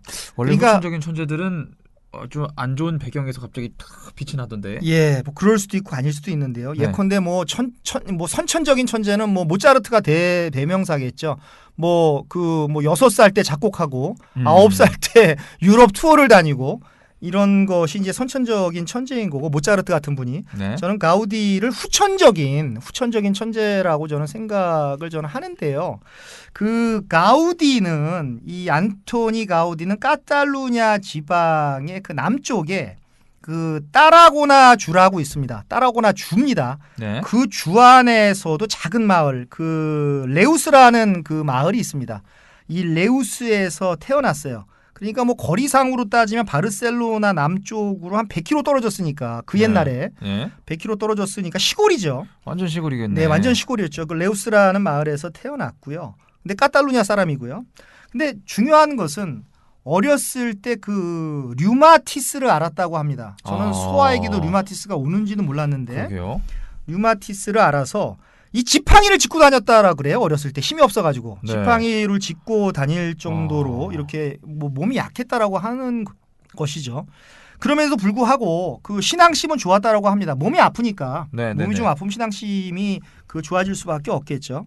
그래서 참 저는 위대한 사람들은 이렇게 어렸을 때 뭐 아프거나 아니면 뭐 에비타 같이 뭐 사생아로 태어나거나 부모를 뭐 일찍이 뭐 여의거나 하는 이런 슬픈 과거를 가진 경우가 많은데 네. 뭐 가우디도 예외가 아닌 것 같습니다. 우리의 인생은 원래 뭐 그런 것 같습니다. 그리고 뭐 시골이면은 뭐 이렇게 부잣집 출신도 아니었고 그렇습니다. 그렇겠네요. 부잣집 출신이 절대 아니었습니다. 그렇게 근데 허약한 사람이 네. 그 많은 건물들 그 큰 건물들을 어떻게 근데 자기가 지은 건 아니고 이게 설계를 좀 했겠네요. 예, 설계를 한 것이죠. 현장에서. 현장에서는 안 하고 인부가 아니니까 혼자 네. 지을 수도 없고. 네. 그 정말 이 가우디는 그 몸이 허약해서 정말 이렇게 지팡이를 짚고 다녔는데 그나마 천운이었던 게 뭐냐 그러면 제가 소매치기에서 살아남았듯이 그 브라이언 정의 천운과 마찬가지로 천운이었던 게 그 건축 재능을 키울 수 있는 환경이 있었습니다. 근데 왜냐 그러면 가우디의 할아버지가 도공이셨어요. 네. 그리고 솥과 냄비를 만드는 그 식기를 만드는 장인이셨습니다. 아버지는 그 구리 세공 장인이셨어요. 물론 부자는 아니었죠. 네. 그냥 이렇게 연명하지만 어쨌든 기술로 먹고 사는 그런 그 집안에서 태어난 겁니다. 그래서 가우디가 성인이 돼서 이런 말을 했다라고 합니다. 내가 가진 공간 감각이 되겠죠. 그리고 형태에 대한 감각은 할아버지와 아버지한테 배웠다. 집에서 배웠다. 이렇게 얘기를 했다라고 합니다. 그래서 이제 아프다 보니까 어려서부터 이제 그 친구들하고 놀 수가 없는 거죠. 이 지팡이 짚고 다니는데 누가 누가 끼워주겠어요. 네. 그러니까 이 벌판에 나가서 이제 뭐 태양도 보고 달도 보고 곤충도 보고 식물도 채집하고 정말 자연을 벗삼으면서 살았고 뭐 그러다 보니까 뭐 나중에 또 말씀드리겠지만 가우디의 모든 작품에는 불과 이 물 그리고 나무와 풀, 동물, 식물 모든 것이 이렇게 들어가 있습니다. 그건 제가 사그라다 파밀리아를 설명하면서 말씀을 드립니다. 그래서 가우디가 이런 위대한 말을 했다라고 합니다. 자연은 신이 창조하신 건축이므로 인간의 건축은 그것을 배워야 한다. 이런 말을 했다라고 합니다. 그러니까 자연이 신이 만든 거니까 인간은 신이 만드신 자연으로부터 배워야 한다. 이렇게 말할 정도로 자연에 흠취해 있던 것이죠. 이렇게 이런 사람들은 멋진 말을 이렇게 잘할까요? 그러니까 참 저도 참 멋진 말을 해보려고 하는데 제가 하면 좀 어색해요. 근데 그렇게 살다 보면 저절로 그렇게 되나? 그러니까 참 이런 거 어떻게 누가 이것을 어떻게 녹취도 놓은 것도 아닌데 이걸 누가 적어놨을지 저는 그것도 좀 의문스럽고. 근데 아마 그 위대한 사람들은 자기 말이 남을 걸 알고 집에서 연구를 했을 거예요. 이렇게 해야 멋있겠구나. 이게 한참을 고민해서 아마 말하는 거. 그런 건가요? 그런 어떤 리허설을 하고 이렇게. 그럴 겁니다. 예, 실수 안 하고. 건가요? 아니 그럼 가우디가 후천적인 재능이라고 하셨는데. 네. 뭐 건축을 뭐 전문적으로 배운 적은 있습니까? 저기 전문적으로 배웠습니다. 많은 사람들이 배운 적이 없다라고 생각하는 분도 있는데 시골에 있었는데. 그 저기 바르셀로나에 올라와서 1872년도에 그러니까 20살이 되던 해에 바르셀로나로 올라왔고요. 올라와서 그 건축 공부를 시작을 했는데 그 학교 이름이 그 에스콜라 수페리오르 데라는 게 이제 영어로 어부를 말합니다. 어부. 예, 네. 그래서 아르키텍투라가 아키텍처, 영어로 아키텍처를 말하는 거예요. 네. 그래서 에스콜라 수페리오르 데 아르키텍투라 요 학교가 있는데 우리말로 하면은 뭐 건축학교가 되겠죠. 건축학교, 고등 건축학교가 되게 스페인 말로 하면 어려운데 이게 해석해 보면은 수페리오르가 들어가니까 고등 건축학교 정도가 되는데 여기를 그 졸업을 했습니다. 졸업을 해서 그러니까 1872년도에 입학을 해서 1878년도에 졸업을 했으니까 몇 년 공부한 거죠? 6년 공부한 건가요? 그러네요. 예. 네, 6년을 공부를 했는데 여기서 또 중요한 말이 나옵니다. 네. 굉장히 중요한 말이 나오는데 이 학교에 엘리에스 로젠트 교수라는 분이 계셨습니다. 이 로젠트 교수가 가우디에게 졸업장을 건네주면서 이런 말을 했다고 합니다. 유럽은 졸업장을 교수님이 직접 전해줍니다. 한 사람 한 사람. 우리 한국 대학은 제가 졸업할 때까지만 해도 그렇지 않은 것 같은데 여기는 교수님이 한 사람 한 사람을 이렇게 한 사람 한 사람한테 전달해 줍니다. 그런 전통이 지금도 남아 있어요. 근데 요 엘리에스 로젠트 교수님이 가우디한테 졸업장을 건네면서 이렇게 말을 했다라고 합니다. 이게 혼잣말인지 직접 한 말인지는 모르겠지만 이런 말을 했다라고 합니다. 역사적인 말입니다. 네. 우리가 졸업장을 미치광이에게 주는 건지 천재에게 주는 건지 누가 알겠나? 시간이 말해주겠지. 야, 멋있네요. 그렇죠. 아니, 이런 말을 참 정말 왜 이렇게 교수님들은 이렇게 멋진 말을 하는지 참 진짜 의문입니다. 이것도 의문인 게 이거를 직접 이렇게 집에서 좀 연습을 해보시고 하셨을 수도 있고 멋진 말이니까. 그러니까요. 가우디가 이렇게 될 줄 알고. 그렇습니다. 이게 될지 정말 진짜 이렇게 어떻게 될지 모르는. 뭔가 특출나긴 했나봐요, 확실히. 네. 천재라는 단어를 쓴 거 보면 그렇습니다. 뭔가 다른 학생들과는 뭔가 차원이 다른 뭔가 수준을 가졌나 봅니다. 네. 미치광이란 말을 쓴 거는 너무 특이한 거를 표시하신 것 같고 천재는 너무 탁월하다라는 것을 이렇게 표시하신 것 같습니다. 그렇군요. 네. 가우디는 그럼 그 이후는 어떻게 좀 살았을까요? 그래서 안토니 가우디는 그 첫사랑에 실패를 합니다. 첫사랑에 실패를 해요. 물론 나와서 직장 생활도 하고 했겠죠. 그래서 첫사랑에 실패를 했는데 첫사랑에 실패를 한 게 중요한 게 아니라 실패를 하고 나서 평생을 독신으로 살았다라는 겁니다. 결혼 안 했어요? 예, 결혼을 안 했습니다. 자식이 없습니다. 아이고. 그러니까 뭐 결혼을 했으니까 당연히 뭐 그 아이들이 없겠죠. 독신으로 살았는데 이 독신으로 산 것이 그 위대한 걸작 사그라다 파밀리아 성당에 올인한 하나의 뭐 기폭제가 된 게 아닌가 싶습니다. 그래서 항상 검소한 차림으로 하고 다녔고요. 그래서 많은 사람들이 그가 약간 그 기인의 분위기가 풍긴다, 기인이다라고 이렇게 평가를 했다라고 합니다. 근데 그것도 그럴 것이 항상 흰 검은색 양복 그리고 흰색 셔츠를 주로 입고 다녔다고 합니다. 약간 유태인 필이 나는데요. 유태인 필이 나는데 검은색 양복에 흰색 셔츠를 뭐 1년 내내 입고 다니니까 몇 달째 입고 다니니까 사람들이 저 사람들은 저 사람은 좀 이상하다. 이렇게 기인이라고 이렇게 봤다라고 하고 또 나중에 말씀드리겠지만 람블라스 거리 최대의 번화가 람블라스 거리에서 사그라다 파밀리까지 걸어서 출근을 했다라고 합니다.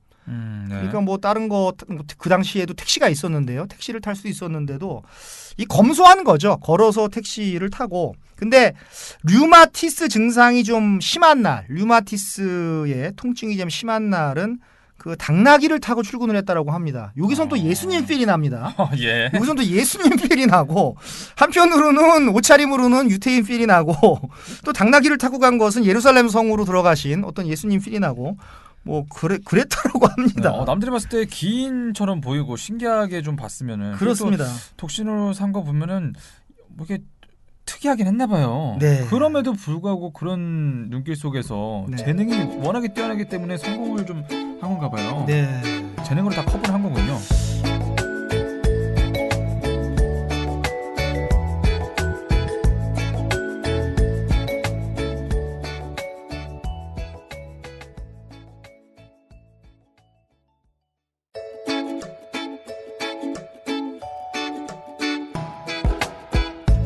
그런데 여기서 가우디를 이야기하면서 빠지지 않는 사람이 있는데 바로 일생 동안 가우디를 후원한 가우디의 재능을 높게 평가한 에우세비 구엘이라는 사람이 있습니다. 아, 도움을 좀 받았군요. 그렇습니다. 가우디가. 그래서 가우디가 이 구엘을 위해서 1885년에 람블라스 거리의 남쪽에 이제 구엘 저택을 지어줬고, 네. 그리고 나중에 그의 이름을 딴 구엘 공원, 이것도 뭐 우리가 볼것 코너에서 말씀을 드릴 건데 구엘 공원도 조성을 했는데, 물론 경제적인 후원은 뭐 구엘이 다 졌겠죠. 재료비는 다 구엘이 되고, 네. 가우디는 설계를 해준 거겠죠. 자기 돈으로 집을 져서 준 게 아니라 그렇죠. 그 돈을 대면 해준 것이죠. 아, 또 구엘이 있었으니까 네. 지금의 가우디가 있었다고 볼 수가 있겠네요. 그렇습니다. 네. 그래서 그 구엘이 없었으면 가우디는 참 없었다라고 보셔도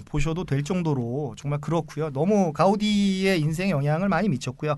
그래서 이제 그 이후에 그 가우디는 뭐 까사 바티오도 짓고 까사 밀라도 짓고 뭐 다른 수많은 이런 그 부자들의 집을 이렇게 짓습니다. 부자들의 집을 짓는 게 돈이 되니까. 네. 돈이 되니까 이제 부자들의 집을 이렇게 지으면서 돈도 많이 모으고요. 돈도 많이 모으고 또 이때 이 까사 밀라, 까사 바티오를 지으면서 바르셀로나에서도 알아주는 어떤 건축가의 반열에 오릅니다. 건축가의 반열에 사실 오르게 되는 것이죠. 이렇게 쭉쭉 살아오는 것이죠. 그러다가 아주 역사적이면서 재미있으면서 의미 있는 일이 벌어지는데 네. 1883년에 정말 가장 보수적인 집단이라고 하는 카톨릭 교단이, 그때 어느 정도 뭐 가우디가 명성을 얻었으니까요. 네. 카톨릭 교단이 가우디가 좀 신앙심이 깊다, 이 사람이 종교적 열의가 있다 이렇게 판단을 하고, 또 이게 참 재밌는 게 가우디가 파란 눈을 가졌다. 이 뭐 종교인들이 뭐 인종주의자는 아닌 건지 좀 그런 생각이 좀 드는데, 그의 파란 눈을 가졌다 이런 어떤 이유를 들면서 그 보수적인 카톨릭 집단이 가우디에게 성당 건축을 의뢰를 한 것이죠. 네. 의뢰를 한 거예요.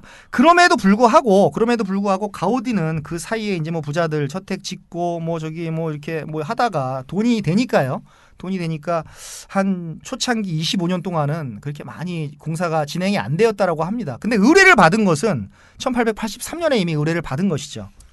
그러면 돈 때문에 그러면은 의뢰를 받았는데 네.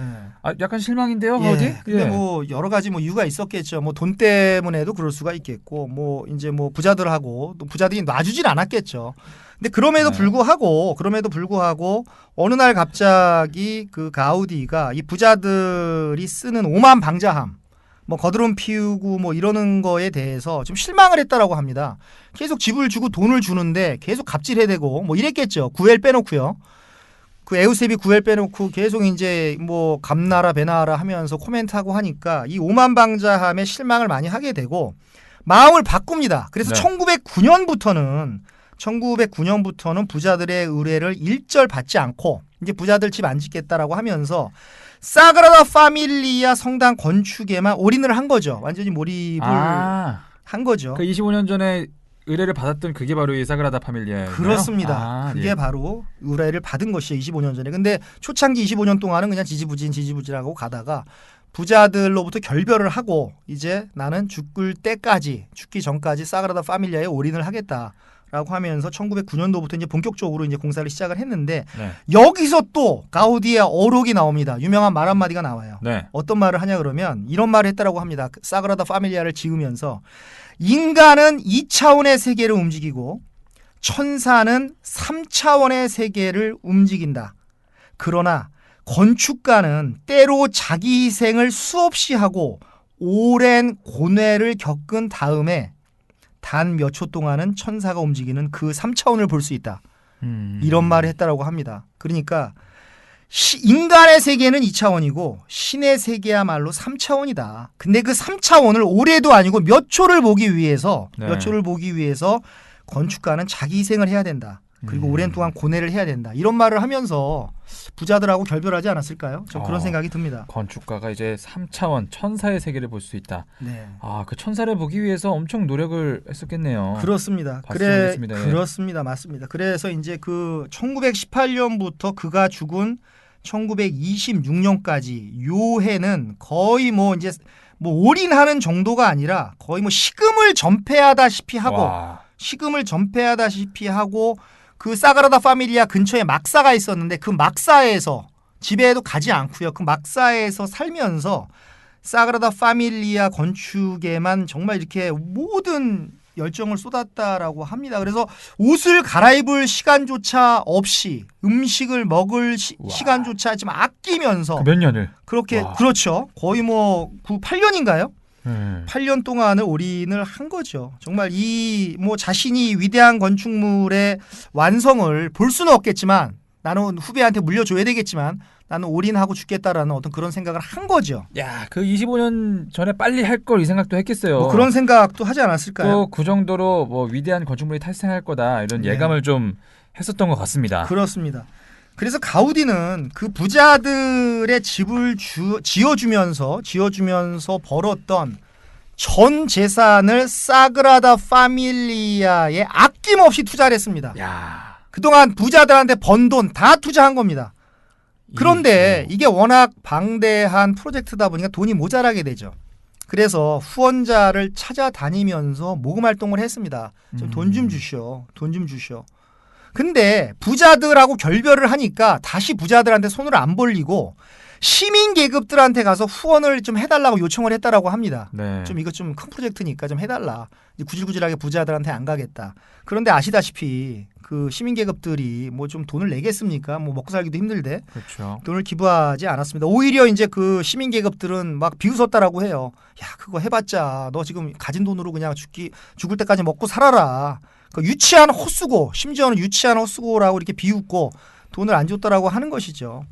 그럼에도 불구하고 십시일반을 해서 가우디는 이제 계속 공사를 이어나갔고 이때부터 죽기 직전까지 이제 자신들의 후임자를 위해서 이제 한편으로는 향후의 계획을 담은 그런 문서를 작성하기 시작했다라고 합니다. 그래 인간은 어차피 죽어야 되니까요.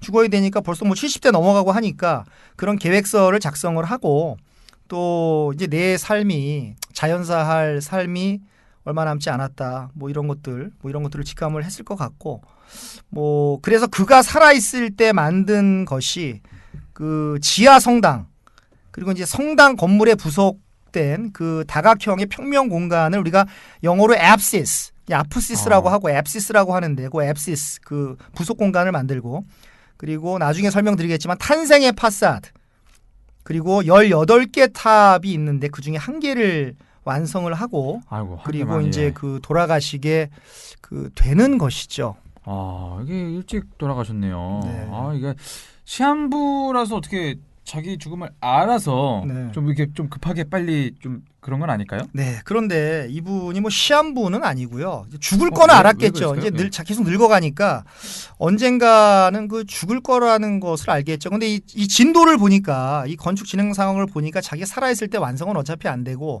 후배들이 해야 될 것 같다. 이렇게 생각을 했겠지만 뭐 내가 언제 죽을 거다 뭐 이렇게 얘기는 이렇게 못했겠죠. 그러나 언제 나는 반드시 죽는다라고 인간이니까 병은 아니었구나. 네, 죽는다라고 생각을 했고 애석하게도 가우디는 비참하게 죽습니다. 어떻게 비참하게 죽냐 그러면 네. 1926년 6월 7일에 이 안토니 가우디는 그 산트 펠림네리 성당이라고 있습니다. 이 바르셀로나 대성당 근처에 있는 조그마한 성당이 하나 있습니다. 산트 펠림네리 성당이 있는데 그 바르셀로나 대성당은 제가 나중에 소개를 할 것입니다. 약속을 드리고요.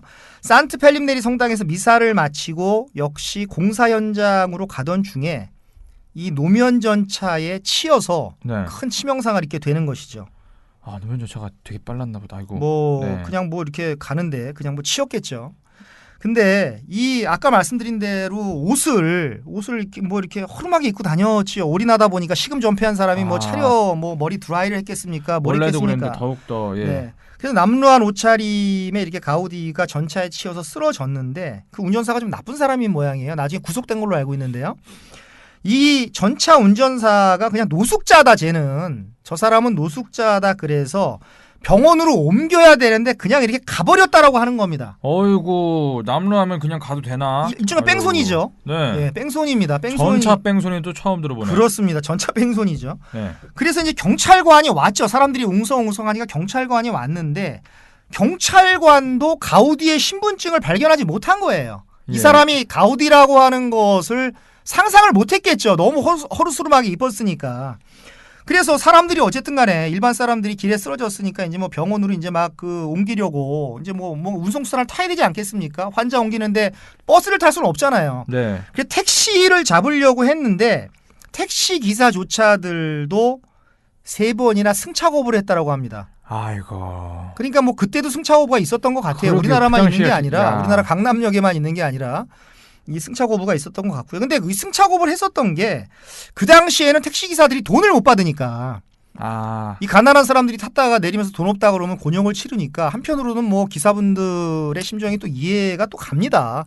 그래서 어쨌든 간에 그 승차 거부를 당해서 정말 그 너무 어려운 상황이었다라는 그런 거죠. 너무 안타까운데 아니 그때는 119 이렇게 부를 수 없었나? 그거 없었나? 그러니까요. 네. 그래서 결국 이제 네 번째 택시 기사가 이제 그를 병원으로 옮겼습니다. 병원으로 옮겼는데 벌써 한참 걸렸겠네. 그렇죠. 벌써 한참 치명상 피 흘리고 막 이러고 있는데 병원으로 이제 네 번째 택시 기사가 그를 이제 병원으로 옮겼는데 병원에서도 가우디를 못 알아보고 2번이나 응급 조치를 거부당한 겁니다. 참 이상한 사람들이네. 참 이상한 사람들입니다. 그래서 결국 빈민들이 이용하는 무상병원으로 옮겨지게 됩니다. 뭐 빈민들이 이용하는 무상병원이라는 게 뭐 상상이 가시죠. 주사기나 있고 뭐 소독약이나 있고 뭐 이랬겠죠. 그래서 신분을 증명할 것이 아무것도 없어서 이 병원에서도 이 사람이 가우디라는 사실을 모르는 거예요. 가우디라는 사실을 그냥 모르는 겁니다. 계속 방치돼 있는 거예요. 근데 가족들은 하루가 지나서 이렇게 누구한테 연락이 와서 지금 가우디로 보이는 사람이 쓰러져 갖고 저기 빈민병원에 있다라고 연락이 갔겠죠. 네. 그래서 가족이 왔다라고 합니다. 일가 친척이 왔겠죠. 뭐 자식은 없으니까요. 네. 일가 친척이 와서 빨리 우리 큰 병원으로 가자라고 막 설득을 했는데 여기서 저는 모르겠습니다. 가우디가 정말 이게 어떤 성인의 반열에 있어서 이런 소리를 했는지 아니면 그냥 했는지 모르겠습니다만은 가우디가 이런 반응을 했다라고 해요. 난 안 가겠다. 네. 난 안 가겠다. 왜죠? 사람이 옷차림으로 이 바르셀로나라는 도시가 옷차림으로 승차 거부하고 옷차림으로 뺑소니하고 옷차림으로 응급처치를 거부하고 이런 게 바르셀로나라면 나는 그냥 여기서 죽겠다. 바르셀로나의 미래가 없다. 야. 이렇게 말을 하면서 그냥 그 병원에서 계속 지내다가 3일 후인 사고가 난 지 3일 후인 6월 10일 날 1926년 6월 10일 날 74세의 나이로 생을 마감했다라고 합니다. 저는 그 가우디의 행동을 참 모르겠습니다. 어떻게 보면 약간 미친 짓 같기도 하고 어떻게 보면 저 사람이야말로 참 인류에게 어떤 메시지를 전달을 하려는 어떤 하나님의 천사인가? 뭐 이런 생각도 들 정도로 그런 반응을 취하고 거기서 죽었다라는 겁니다. 저는 그렇게도 생각이 되고 이게 계속 그러다 보니까 진짜 열받아서 막 짜증이 나가지고 아유 막 이러면서 그랬을 것 같아요. 그랬을 수도 있습니다. 화도 났겠죠. 화도 났겠죠. 이게 뭐냐. 그냥 이게 남루하게 다니는 사람은 인권도 없냐 이렇게 생각하면서 화도 많이 났겠죠. 진짜 그렇게 위대한 건축가를 이렇게 어이없이 보내다니 진짜 정말 다시 생각해도 안타까운 일이네요. 그렇습니다. 그래서 이제 비로소 그가 죽고 나니까 모든 게 참 죽고 나서 알아주는 게 문제입니다. 인류는 그가 죽고 나서 바르셀로나 이제 사람들이 그가 최고의 건축가였구나. 후회하겠다. 그가 바로 가우디였구나. 그를 왜 우리가 몰라봤느냐라고 하면서 비로소 이제 그를 애도했다라고 합니다. 그래서 그의 시신이 그 사그라다 파밀리아의 성당의 그 지하에 안장되었습니다. 지금도 있습니다. 그 묘가 지금도 있고요. 네. 근데 참 재미있는 게 아니죠. 참 이게 이 성스러운 게 뭐냐 그러면 원래 성당의 지하에 이렇게 묻히려면 성인의 반열에 있는 사람이 묻힙니다. 네. 그죠? 순교를 하거나 그죠? 어떤 마터돔, 순교자의 길을 걷는 사람이 이렇게 묻히는 것인데 가우디는 일반인입니다. 근데 얼마나 사람들이 그를 애도하고 존경을 했으면 그를 사그라다 파밀리아 지하에 안장을 시켰다라는 것이죠. 저는 이걸 보면서 여기서 약간 전율을 느끼는 것 같아요. 보통 성당의 지하에 있는 분들은 위대한 왕이거나 거의 뭐 예수님 제자 반열에 있는 사람인데 일반인이 그 성당 지하에 안장이 되었다라고 합니다. 이것도 참 대단한 것 같고요. 그의 묘비명에는 이렇게 쓰여 있다라고 합니다. 이것을 사그라다 파밀리아 들어가셨다가 안 보고 나오시는 분들도 많은데 이거 보고 나오셔야 됩니다. 어떻게 쓰여 있느냐? 이렇게 쓰여 있다라고 합니다. 모범적인 삶을 살아온 사람으로 위대한 예술가이며 경이로운 교회의 건축가. 1926년 6월 10일 바르셀로나에서 세상을 떠나다 이 위대한 인간의 부활을 기다리며 편히 잠들기를 이렇게 묘비명을 썼다라고 합니다.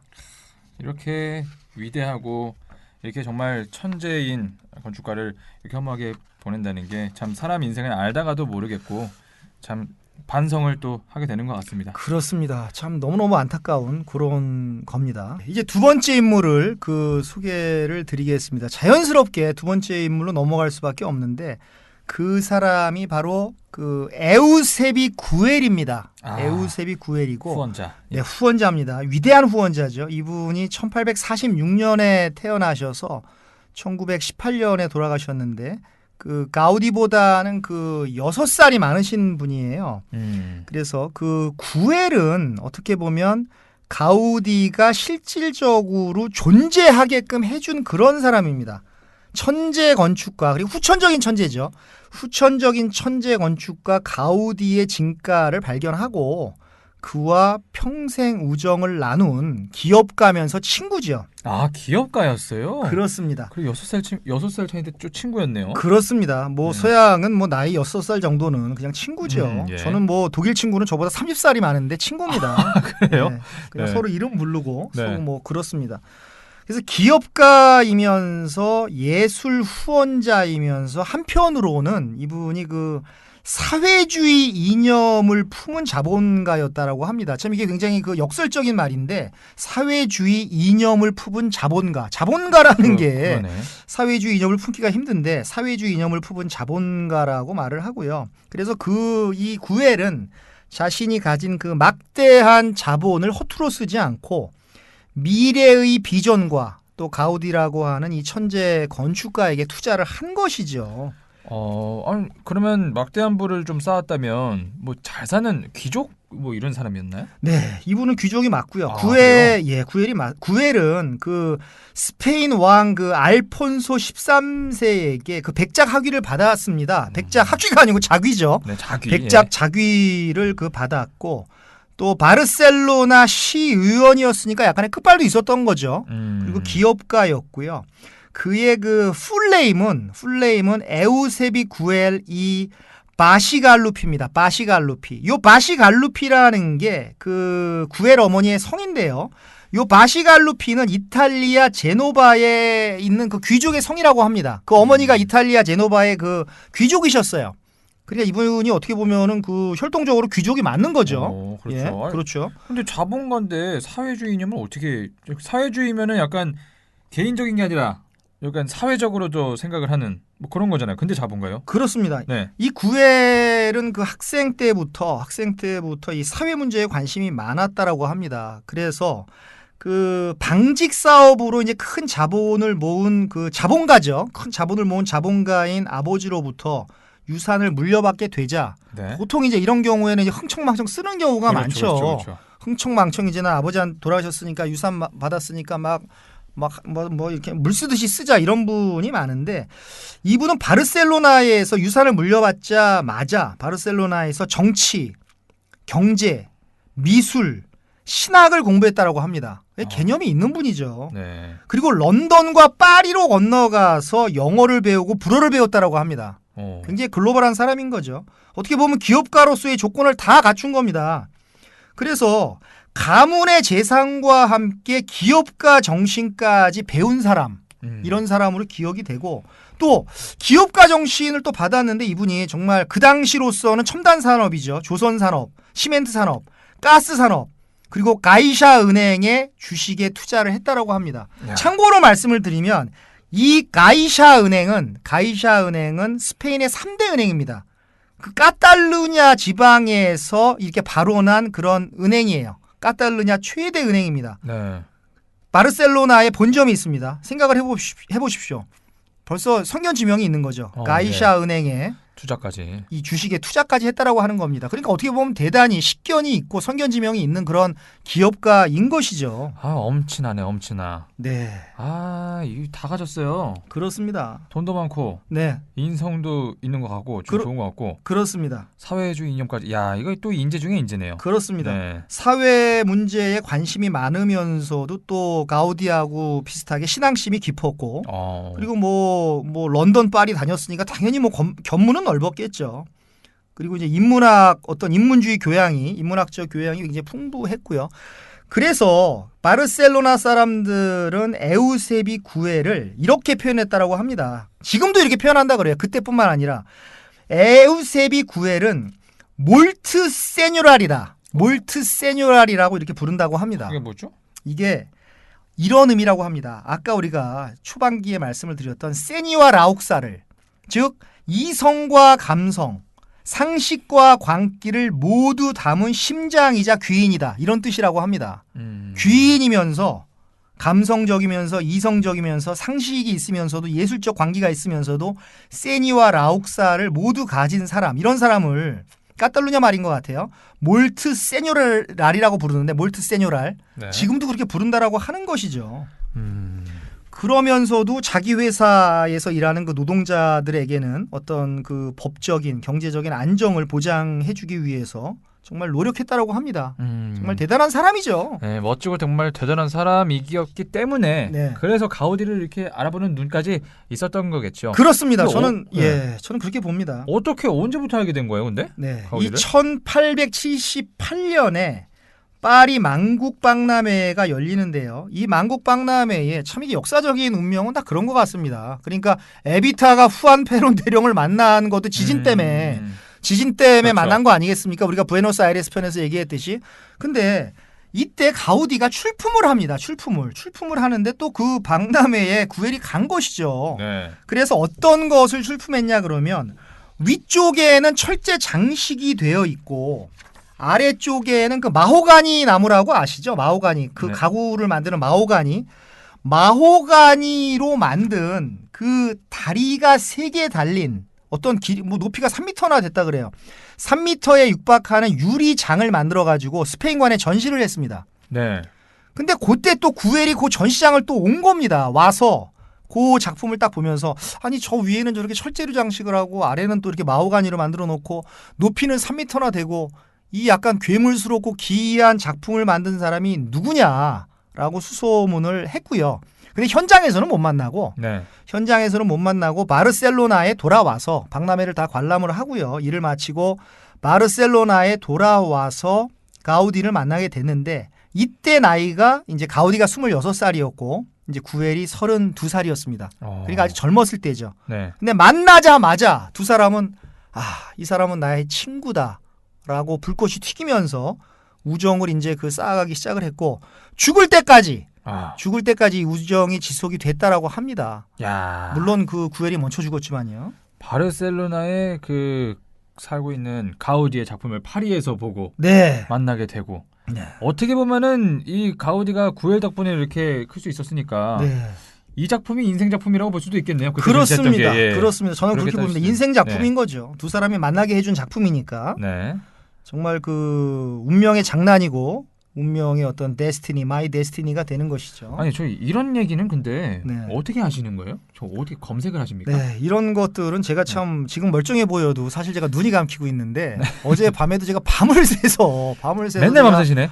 원고를 쓰고 논문을 보고 저널을 보고 또 이번에 제가 스페인 다녀왔으니까요. 또 가서 또 현장 답사를 하고 해서 우리 청취자분들한테 양질의 정보를 전달해 드리기 위해서 많이 노력을 한다라는 것을 많이 알아주셨으면 좋겠습니다. 직접 이렇게 바르셀로나에 간 사람들이 뭐 한둘이겠어요. 근데 그분들은 이런 얘기 잘 모르실 거예요. 갔다 오셔도. 이제 샌드위치만 드시고 오는 분들도 많은데 하몽 샌드위치, 와인하고 저는 이제 그런 것들을 좀 멀리하고 저는 이렇게 돌아왔습니다. 브라이언 만이 들려줄 수 있는 저희 팟캐스트에서만 들을 수 있는 그렇습니다. 그런 내용들입니다. 네, 우리 팟캐스트에서만 들을 수 있는 그런 내용이라고 저는 자부합니다. 그러니 구독을 눌러주시면 됩니다. 아주 좋으신 훌륭한 말씀을 잘하셨습니다.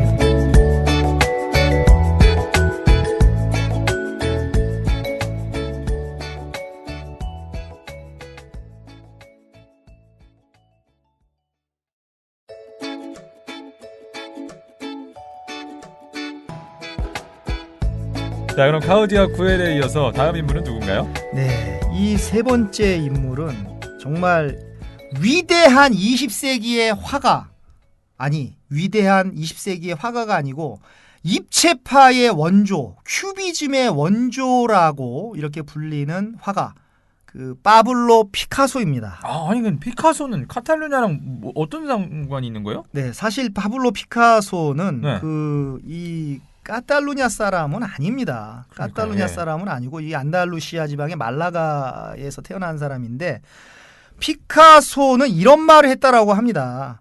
피카소 스스로 이런 말을 했대요. 바르셀로나에서 모든 것이 시작되었다. 그곳에서 나는 내가 얼마나 나아갈 수 있을지 깨달았다. 이게 다른 사람 말이 아니고 그 파블로 피카소 스스로 이런 말을 했다라고 합니다. 피카소의 시작이라니까 궁금한데 바르셀로나 출신이 아니잖아요. 말라가에서 태어났는데 그렇습니다. 왜 그런 말을 했을까요? 그러니까요. 바르셀로나가 얼마나 그 많은 영향을 끼쳤으면 그 말라가 출신임에도 불구하고 이런 얘기를 했겠습니까? 피카소는 1881년 10월 25일에 제가 말씀드린 대로 말라가, 스페인 남부 도시 안달루시아 지방의 말라가에서 태어났고요. 피카소의 아버지 이름이 그 호세 루이스였고 어머니의 이름이 마리아 피카소였는데 참 재미있는 게 있습니다. 네. 옛날에도 왜 이름이 길면 오래 산다라고 하는 그런 속성 때문에 무슨 뭐 5대 독자, 6대 독자한테는 뭐 이렇게 이름을 길게 지어준 그런 게 우리나라도 좀 있었죠. 그래서 제가 이 파블로 피카소의 본명을 지금을 말씀을 드리면 JJ가 깜짝 놀랄 겁니다. 어떻게 메모를 해놓을까요? 네, 메모하셔도 되고요. 여기 대가 세 번 나오는데 대가 영어로 어부란 말입니다. 어부로 계속 그 이렇게 이어지는데 이거 발음하기도 힘들어요. 제가 한번 읽어볼까요? 파블로 그 피카소의 이름을. 파블로 피카소의 본명이 그 부모님으로 받은 본명이 파블로 디에고 호세 프란시스코 데 파울라 후안 네포무세노 마리아 데 로스 레메디오스 크리스피아노 데 라 산티스마 트리니다드 루이스 피카소. 읽기도 힘듭니다. 몇 글자입니까 이게? 이게 그러니까 뭐 40글자가 그 정말 너무 길죠. 이게 본명이었다고 합니다. 와. 근데 정말 이름이 길어서 오래 산지 모르겠지만 피카소가 장수했습니다. 90대 이상까지 사셨으니까 90대에 돌아가셨으니까. 그거네요. 김수한무, 거북이와 두루미. 그거 생각나는데. 네, 예전에 저도 어렸을 때 뭐 김수한무, 거북이와 두루미, 뭐 치치카포, 사리사리 센터, 워리워리. 그건 뭐예요? 나 그거 몰라요. 이게 이게 세대가 다른가요? 제가 어렸을 때 두루미까지만 합니다, 저. 예, 이게 이렇게 나가는데 정말 이거 정말 제가 그때 배꼽을 잡고 웃었던 기억이 나는데요. 정말 그거 하고 비슷한 거죠. 김수한무 그거 하고. 좀 검색해 보니까 그런 것도 전국 노래자랑 나오신 분인데 성함이 손 고장난 벽씨예요. 진짜 성함입니다. 네. 너무 이 손 고장난 벽시계라는 노래가 있는 건가요? 그런 건가요? 네, 그 노래를 너무 좋아하셔가지고 이런 긴 이름이 있네요, 우리나라에도. 네. 그리고 또 그것도 생각나네요. 방콕 편에서. 그렇죠. 방콕의 원래 이름은 우리가 방콕 편에서 지금 저도 기억이 가물가물한데 어떤 게 더 길까요? 쿠룽떼, 마하나건, 보원, 아차라 코신인가요? 무슨 뭐 쫙 나가는 거 있죠. 방콕 원래 이름하고 요 피카소의 본명하고 뭐 어떤 게 더 긴지. 제가 오늘 집에 가서 한번 음절을 한번 분석을 해보겠습니다. 이게 뭐가 긴지. 그래서 이렇게 긴 이름을 이렇게 줬다라고 하니까 참 대단한 거죠. 그렇죠? 피카소는 그런 이름을 갖고 어떻게 자라왔을까요? 그래서 그 1895년도에 피카소는 그 말라가를 떠나서 13살 때입니다. 13살 때 피카소는 바르셀로나로 이사를 왔고요. 1904년까지 살았습니다. 그러니까 1895년부터 1904년까지 살았으니까 10년 산 건가요? 9년 산 건가요? 10년, 횟수로 10년 살았죠.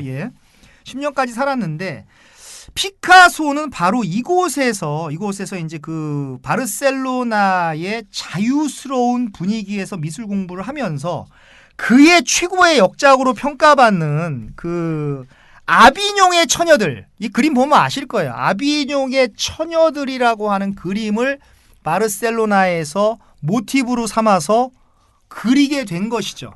어떻게 보면 큐비즘의 원조가 되는 작품이 바르셀로나에서 나오게 된 겁니다. 그렇군요. 그러니까 청소년기를 바르셀로나에서 보내면서 그 모든 것을 어떤 완성, 예술적인 어떤 완성을 했다라고 봐야 되는 것이죠. 그래서 나중에 그 파리에 가서도 늘 바르셀로나를 그리워했다라고 합니다. 파리에 가서도 몸은 파리에 있지만 난 바르셀로나가 좋았어. 바르셀로나에서 그릴 때가 좋았어. 이렇게 생각을 했고 나중에 이제 그 아까 우리가 전반부에 말씀드렸던 그 프랑코 독재 정권이 집권해 있을 때는 그 파리에서 예술을 무기로 이 저항을 했다라고 합니다. 참고로 말씀을 드리면 그 아비뇽의 처녀들은 그 유감스러운 일은 아닌가요? 유감스럽게도 이 바르셀로나에 있는 게 아니고 우리가 지난 편이죠. 뉴욕 편에서 얘기했던 그 뉴욕의 모마, 뉴욕 현대미술관, 뉴욕의 모마에 바로 이 아비뇽의 처녀들이 지금 소장되어 있습니다. 바르셀로나에는 없고요. 오리지널 그림이. 그렇습니다. 아니 예술을 무기로 그 멀리 있는 파리에서 저항을 했대. 예술로 어떤 저항을 한 거죠? 네, 그래서 나치 정권이 그 바스크 지역에 있는 사람들을 많이 이렇게 학살을 했는데. 그 학살을 할 때 바로 나온 작품이 피카소 최고의 명작이라고 하는 게르니카라고 들어보셨나요? 게르니카? 죄송합니다. 막 사람이 죽고 소가 울부짖고 하는 게르니카라는 그 최고의 명작이 있는데 바로 게르니카라고 하는 작품을 그려서 이 나치 정권의 만행, 프랑코 정권의 만행을 고발했다라고 하는 것이죠. 근데 유감스럽게도 요 그 스페인 내전에 대한 분노를 담아낸 요 게르니카 역시 그 바르셀로나가 아닌 다른 곳에 있습니다. 바로 그 마드리드의 그 레이나 소피아 국립박물관이 있는데요. 네. 바로 거기에 요 게르니카가 있습니다. 최고의 명작은 하나는 뉴욕에 가 있고 하나는 그 저기 마드리드에 가 있다라는 겁니다. 아이고, 그럼에도 불구하고 나중에 말씀드릴 피카소 미술관 역시 바르셀로나의 대표적인 명소가 됐죠. 이번에도 뭐 바르셀로나가 있었기 때문에 피카소가 있는 게 맞군요. 그렇습니다. 바르셀로나가 있었기 때문에 피카소가 있었고요. 그 청소년이 13살 때부터 뭐 22살 때인가요? 그때까지가 가장 인생에서 중요한 때잖아요. 네. 저도 그때가 가장 중요할 때라고 생각을 하는데 그때 바르셀로나에 있으면서 뭐 예술적인 것을 어떤 그 성향을 완성을 한 거고 또 스스로도 바르셀로나가 자신한테 모든 것을 보여줬다라고 얘기를 했으니까요. 그리고 또 피카소에서 아까 제가 기억이 나는 게 달리, 살바도르 달리도 여기 출신이라고. 그렇습니다. 네. 예. 달리는 조금 좀 멋지게 생기지 않았어요? 너무 이렇게 뭐 그 수염이 정말 수염에 이렇게 그 피부가 터질 것 같이 그 바늘 수염 위로 이제 그게 뭐 수염에도 종류가 많은데 그 수염의 종류가 뭔지 모르겠습니다만 위로 이렇게 쫙 그 이름이 있나요? 물을 발라서 수염도 종류가 여러 가지가 있습니다. 여러 가지가 있는데 그 뭐 이렇게 얇게 만들어서 위쪽으로 이렇게 해놓은 거 약간 악마같이 약간 드라큘라 분위기가 나는 듯한 뭐 맞습니다. 그런 용모를 가지신 분인데 살바도르 달리고요. 네. 이분이 진짜 그 진정한 카탈루냐 출신이죠. 어떤 사람인지 좀 알려주세요. 살바도르 달리도 잠깐 알고 지나가시죠. 살바도르 달리는 그 바르셀로나 인근 도시인 그 피게레스라는 도시가 있습니다. 피게레스라는 도시가 있는데 이 피게레스라는 도시에서 그 태어났고 그 달리야말로 이게 어떻게 상식 밖의 세계사인데 이게 유복한 가정에서 태어났습니다. 그러게요. 가우디하고는 정반대예요. 사진 보면은 되게 좀 부티나게 생겼어요. 네, 정말 이 가물에 콩 나는 일인데요. 그 유복한 가정에서 태어난 사람이 잘 되는 경우가 정말 가물에 콩 나는데 이분은 이제 그 정말 이 가물에 콩 나는 그 경우인 거고요. 달리의 아버지는 그 카탈루냐 민족주의자여서 그 매일 그 이렇게 독립을 위하는 그런 어떤 회동이나 모임에 나갔다라고 합니다.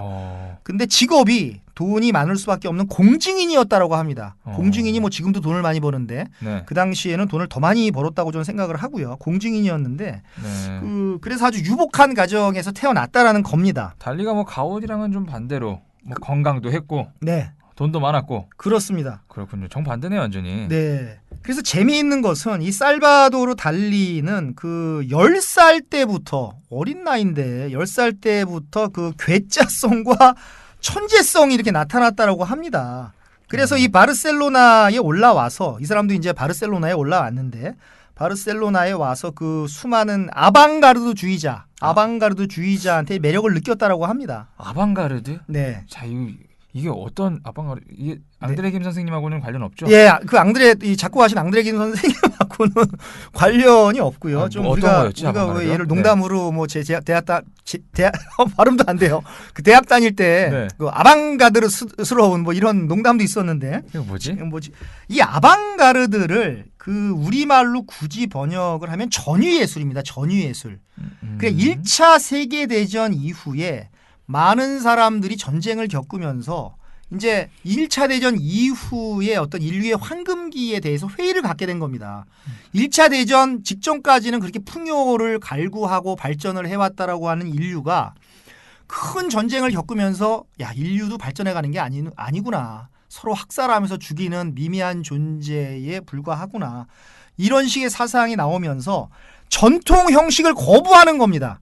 우리는 이제 전통을 따르기 싫다. 우리는 더 이상 전통을 따르기 싫다라고 하면서 전통을 거부하면서 새로운 감각으로 가야 된다라고 하는 예술의 사조입니다. 그것을 전위예술, 우리말로 하면 전위예술인데 저는 그 아방가르드라고 이 원어를 쓰는 게 맞는 것 같고요. 네. 그래서 이제 아방가르드에서 파생된 것이 이제 그 입체주의, 파블로 피카소가 했던 입체주의, 표현주의, 미래주의, 그리고 이제 다다이즘이라고 들어보셨나요? 아무런 논리도 없고 맥락도 없이 이제 막 그 이렇게 그 뭐 문학의 파격이죠.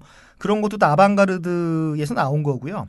어쨌든 그 바르셀로나에 와서 이 아방가르드 주의자에게 매력을 많이 느꼈고요. 네. 근데 참 재미있는 것이 안토니 가우디의 작품에 달리가 열광을 했다라는 겁니다. 달리는 자기가 천재라고 생각을 하기 때문에 남을 인정을 안 해요. 네. 자기가 천재이기 때문에 남을 인정을 안 했는데 유일하게 달리가 천재로 인정한 사람이 바로 가우디였다라는 겁니다. 딱 한 명이 가우디였어요? 딱 한 명이요. 야. 자기만 천재고 나머지는 다 이렇게 보통 사람 범인인데 네. 가우디만 천재로 인정을 했고 그래서 이런 말을 했다라고 합니다. 사그라다 파밀리아의 탑들이 여인의 피부처럼 너무 관능적이다. 이런 말을 했고 심지어는 가우디가 죽으면서 미완성으로 남겨진 이 사그라다 파밀리아 성당을 거대한 유리통을 씌워서 그냥 미완성으로 보존을 하자 이런 제안까지 했다라고 하는 사람입니다. 유리통이요? 그렇죠. 거대한 유리를 만들어서 유리로 그냥 보존을 하자라는 제안을 했다라고 합니다. 그 어떻게 그 프랑스에서 네. 그 구애를 만났을 때도 유리로 이렇게 했다 그랬었잖아요. 네. 그것 때문에 그런 건가? 뭐 글쎄요. 그것 때문에는 뭔지 모르겠지만 달리다운 생각이네요. 네, 그렇습니다. 그래서 이 달리는 얼마나 이 사람이 괴짜냐 그러면 달리는 그 아내 그 마지막 아내가 이제 갈라라는 분이 있는데 이 갈라가 1983년도에 이제 죽습니다. 죽으니까 이제 시리에 빠져서 나는 입으로 음식을 먹지 않겠다 그래서 인공관으로 음식을 주입받으면서 살았고요. 정말 괴짜고요. 아니, 굳이 예. 그러면서 1989년도에 결국은 이제 심장마비로 세상을 떠나시게 됐는데 이분을 많은 이제 20세기의 이제 비평가들이 이제 이렇게 얘기를 합니다. 그 20세기 최고의 미치광이다. 천재이면서 기인이지만 그는 20세기 최고의 미치광이로 묘사를 했습니다. 그래서 더 재미있는 게 바르셀로나 사람들이 이제 달리가 죽으니까 이제 세계의 그 미술관을 지어서 이제 그 이 사람한테 헌정을 했는데 네. 그 중에 하나가 이제 고향인 그 피게레스의 이제 그 미술관이 있는데 이 피게레스 미술관 그 지하에 그 베트남의 호치민 주석 같이 자기의 시신을 방부 처리해가지고 이렇게 보존을 이렇게 해달라고 했다라고 합니다. 그게 유언이라고 해요. 자신의 시신을 또 보존해달라고 하다니. 네, 그래서 이런 말을 했다라고 해요. 자, 유언장에 내 시신은 최소한 300년 동안 보존되어야 한다. 그러니까 방부 처리를 해갖고 밀랍으로 만들어가지고 그 미술관 지하에다가 안장을 해달라 그래서 지금도 그렇게 안장이 돼 있습니다. 진짜 괴짜긴 괴짜라고 해야 되나? 괴짜긴 괴짜네요. 자기의 시신을 300년 동안 보존해달라 그런 사람이 어디 있겠습니까? 그러게요. 대단한 사람이기도 하고 그리고 또 이만큼 대단한 사람 또 있습니까? 이제 정말 감탄사 여기서 한번 하겠습니다. 그래요? 정말 마지막으로 소개할 사람도 대단한 괜찮은가? 사람인데 그 JJ가 저보다 스포츠를 잘 하시니까 잘 아시니까 스포츠요? 그 이름이 리자로 시작이 됩니다. 리자. 스포츠에 리자로 시작하면 혹시 리오넬 메시요? 그렇습니다. 스포츠면 바르셀로나면 메시지. 우리가 부에노스아이레스 편에서 얘기했던 리오넬 메시인데 그 리오넬 메시가 아시는 것처럼 그 아르헨티나 사람입니다. 아르헨티나 사람이지만 바르셀로나에서는 그 신적인 존재죠.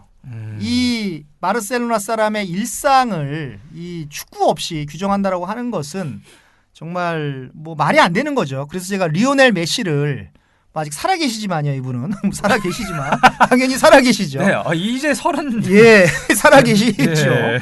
살아계시는 분을 제가 감히 선정을 했습니다, 이분을. 예. 다른 분하고 제가 정말 이렇게 무슨 몬세라트 카이바를 할까, 이런 생각도 했었는데, 네. 뭐, 리오넬 메시를 과감히 했습니다.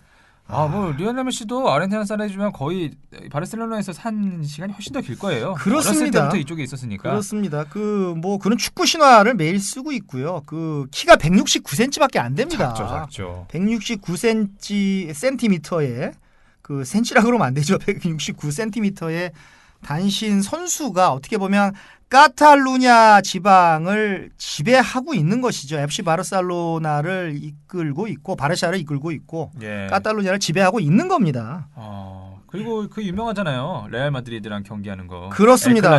엘 클라시코. 우리가 엘 클라시코 그러니까 바르셀로나와 마드리드가 레알 마드리드와 FC 바르셀로나가 경기를 하는 것을 우리가 엘 클라시코라고 하는데 이날 만약에 바르셀로나가 이기면은 우리가 월드컵 4강에 네. 올라갔을 때 그런 기쁨이 연일 이루어지는 것이죠. 전쟁인 것이죠. 그렇죠. 뭐 지금 굉장해요. 역사적으로 지금 서로 전적이 승무패가 똑같았었는데 네. 얼마 전에 바르셀로나가 한 판 이겨서 이제 1승이 더 추가가 됐다고 합니다. 그렇습니까? 그 정도로 치열합니다. 지금 역사적으로 그렇게 전적이 완전히 차이가 없다고 하네요. 그렇습니다. 우리나라에서도 시청률이 대단하고요. 그렇습니다. 참고로 말씀드리면 네. 엘 클라시코는 전 세계에서 이 경기가 있을 때요. 엘 클라시코 경기가 있을 때 전 세계에서 6억 5천 명이 시청을 한다고 합니다. 월드컵이네, 월드컵. 예, 월드컵입니다. 월드컵. 네. 그래서 바르셀로나 사람들은 아이들이 태어나면 곧바로 바르샤 회원으로 등록을 한다고 합니다. 그냥 태어나면 바르샤 모태신앙이네요. 모태신앙입니다. 네. 모태신앙이고 정말 카탈루냐 민족의 정체성의 상징입니다. 이게 상징이고요. 1899년도에 창단이 됐는데 그냥 바르셀로나 사람들의 어떤 민족주의 엔진이고 자존심이고 명예고 대대로 보존할 자산입니다. 네. 카탈루냐 사람, 바르셀로나 사람들은 그렇게 생각을 하는 것이죠.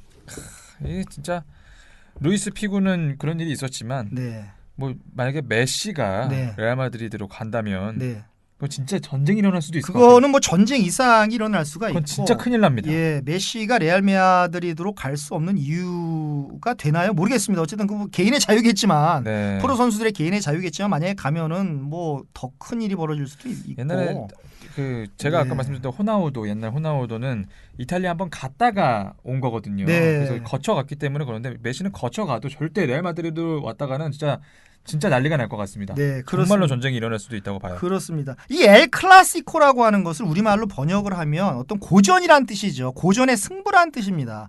그러니까 마드리드를 중심으로 하는 어떤 왕정 세력과 바르셀로나를 중심으로 하는 분리 독립 세력의 한판이다. 이렇게 보는 게 맞는 것 같고 다른 말로 하면은 스페인 우파의 정신적인 지주 레알 마드리드와 저항 정신을 표출하는 FC 바르셀로나가 치르는 전쟁이다. 이렇게 말할 수가 있는데 예컨대 남미에서 남미에서 아르헨티나에서 보카 주니어스와 리버 플레이트가 경기를 하는 것 이상의 열기와 함성으로 보시면 됩니다. 그렇군요. 한 가지 마지막으로 더 말씀을 드리면 레알 마드리드의 원래 이름은 레알 마드리드 CF입니다. 그리고 바르샤의 원래 이름은 FC 바르셀로나죠. FC는 풋볼 클럽인데? 예, FC는 풋볼 클럽입니다. 근데 원래는 CF는 클럽 대 풋볼입니다. 원래 스페인 말로 하면 스페인의 문법으로 하면 CF가 맞아요. 근데 바르셀로나가 얼마나 마드리드를 싫어하냐 그러면 우리는 기존 스페인어의 문법을 따르기 싫다. 그래서 CF를 거꾸로 하면 어떻게 돼요? FC가 되죠. 우리는 CF가 아니고 그것을 거꾸로 하는 FC다. 문법을 파괴하고 카탈루냐 방식으로 FC 바르셀로나, 풋볼 클럽 바르셀로나로 하겠다라고 할 정도니까 네. 얼마나 미우면 이 정도입니까? 이게 바로 엘 클라시코입니다. 저 같은 축구 팬도 알기 힘들 만한 고급 정보네요. 그렇습니다. 그럼 고급 정보 하나만 더 주세요. 네. 아니 엘 클라시코 네. 가격이 혹시 어떻게 됩니까? 네, 너무 중요하고 그 실용적인 그 질문을 하셨는데 네. 엘 클라시코는 제일 싼 게 43만 원입니다. 제일 싼 게 43만 원이고 제일 비싼 선수들 바로 앞에서 보는 게 900만 원이라고 합니다. 지금 환율로. 일반 게임은 일반 엘 클라시코가 아닌 게임은 3만 원짜리도 있고 5만 원짜리도 있고 10만 원짜리가 있는데 엘 클라시코는 룰을 달리하는 것이죠. 이렇게 바르셀로나의 역사들과 인물 5명을 알고 나니까 이제 가볼 바르셀로나가 이제 막 설레고 막 기대가 되네요. 네, 그렇습니다. 바르셀로나가 이렇게 볼 것도 많고 이렇게 해주실 얘기가 이렇게 많다 보니까 이거는 너무 길어서 전편하고 후편을 좀 나눠야 될 것 같아요. 그럴 것 같습니다. 네, 지금까지는 뭐 전편으로 스페인 속의 바르셀로나, 그 카탈루냐의 역사와 뭐 바르셀로나의 대표 인물들이죠. 가우디, 구엘, 피카소, 달리 그리고 메시까지 알아봤는데 그렇습니다. 이제 후편에서는 본격적으로 바르셀로나로 떠나서 가야 될 곳과 또 그 여행에 꼭 필요한 그거 있잖아요. 음식하고 쇼핑. 그렇습니다. 그리고 또 팟캐스트만의 백미 너만 몰랐던 바르셀로나까지 한번 이야기를 해보도록 하겠습니다. 맞습니다.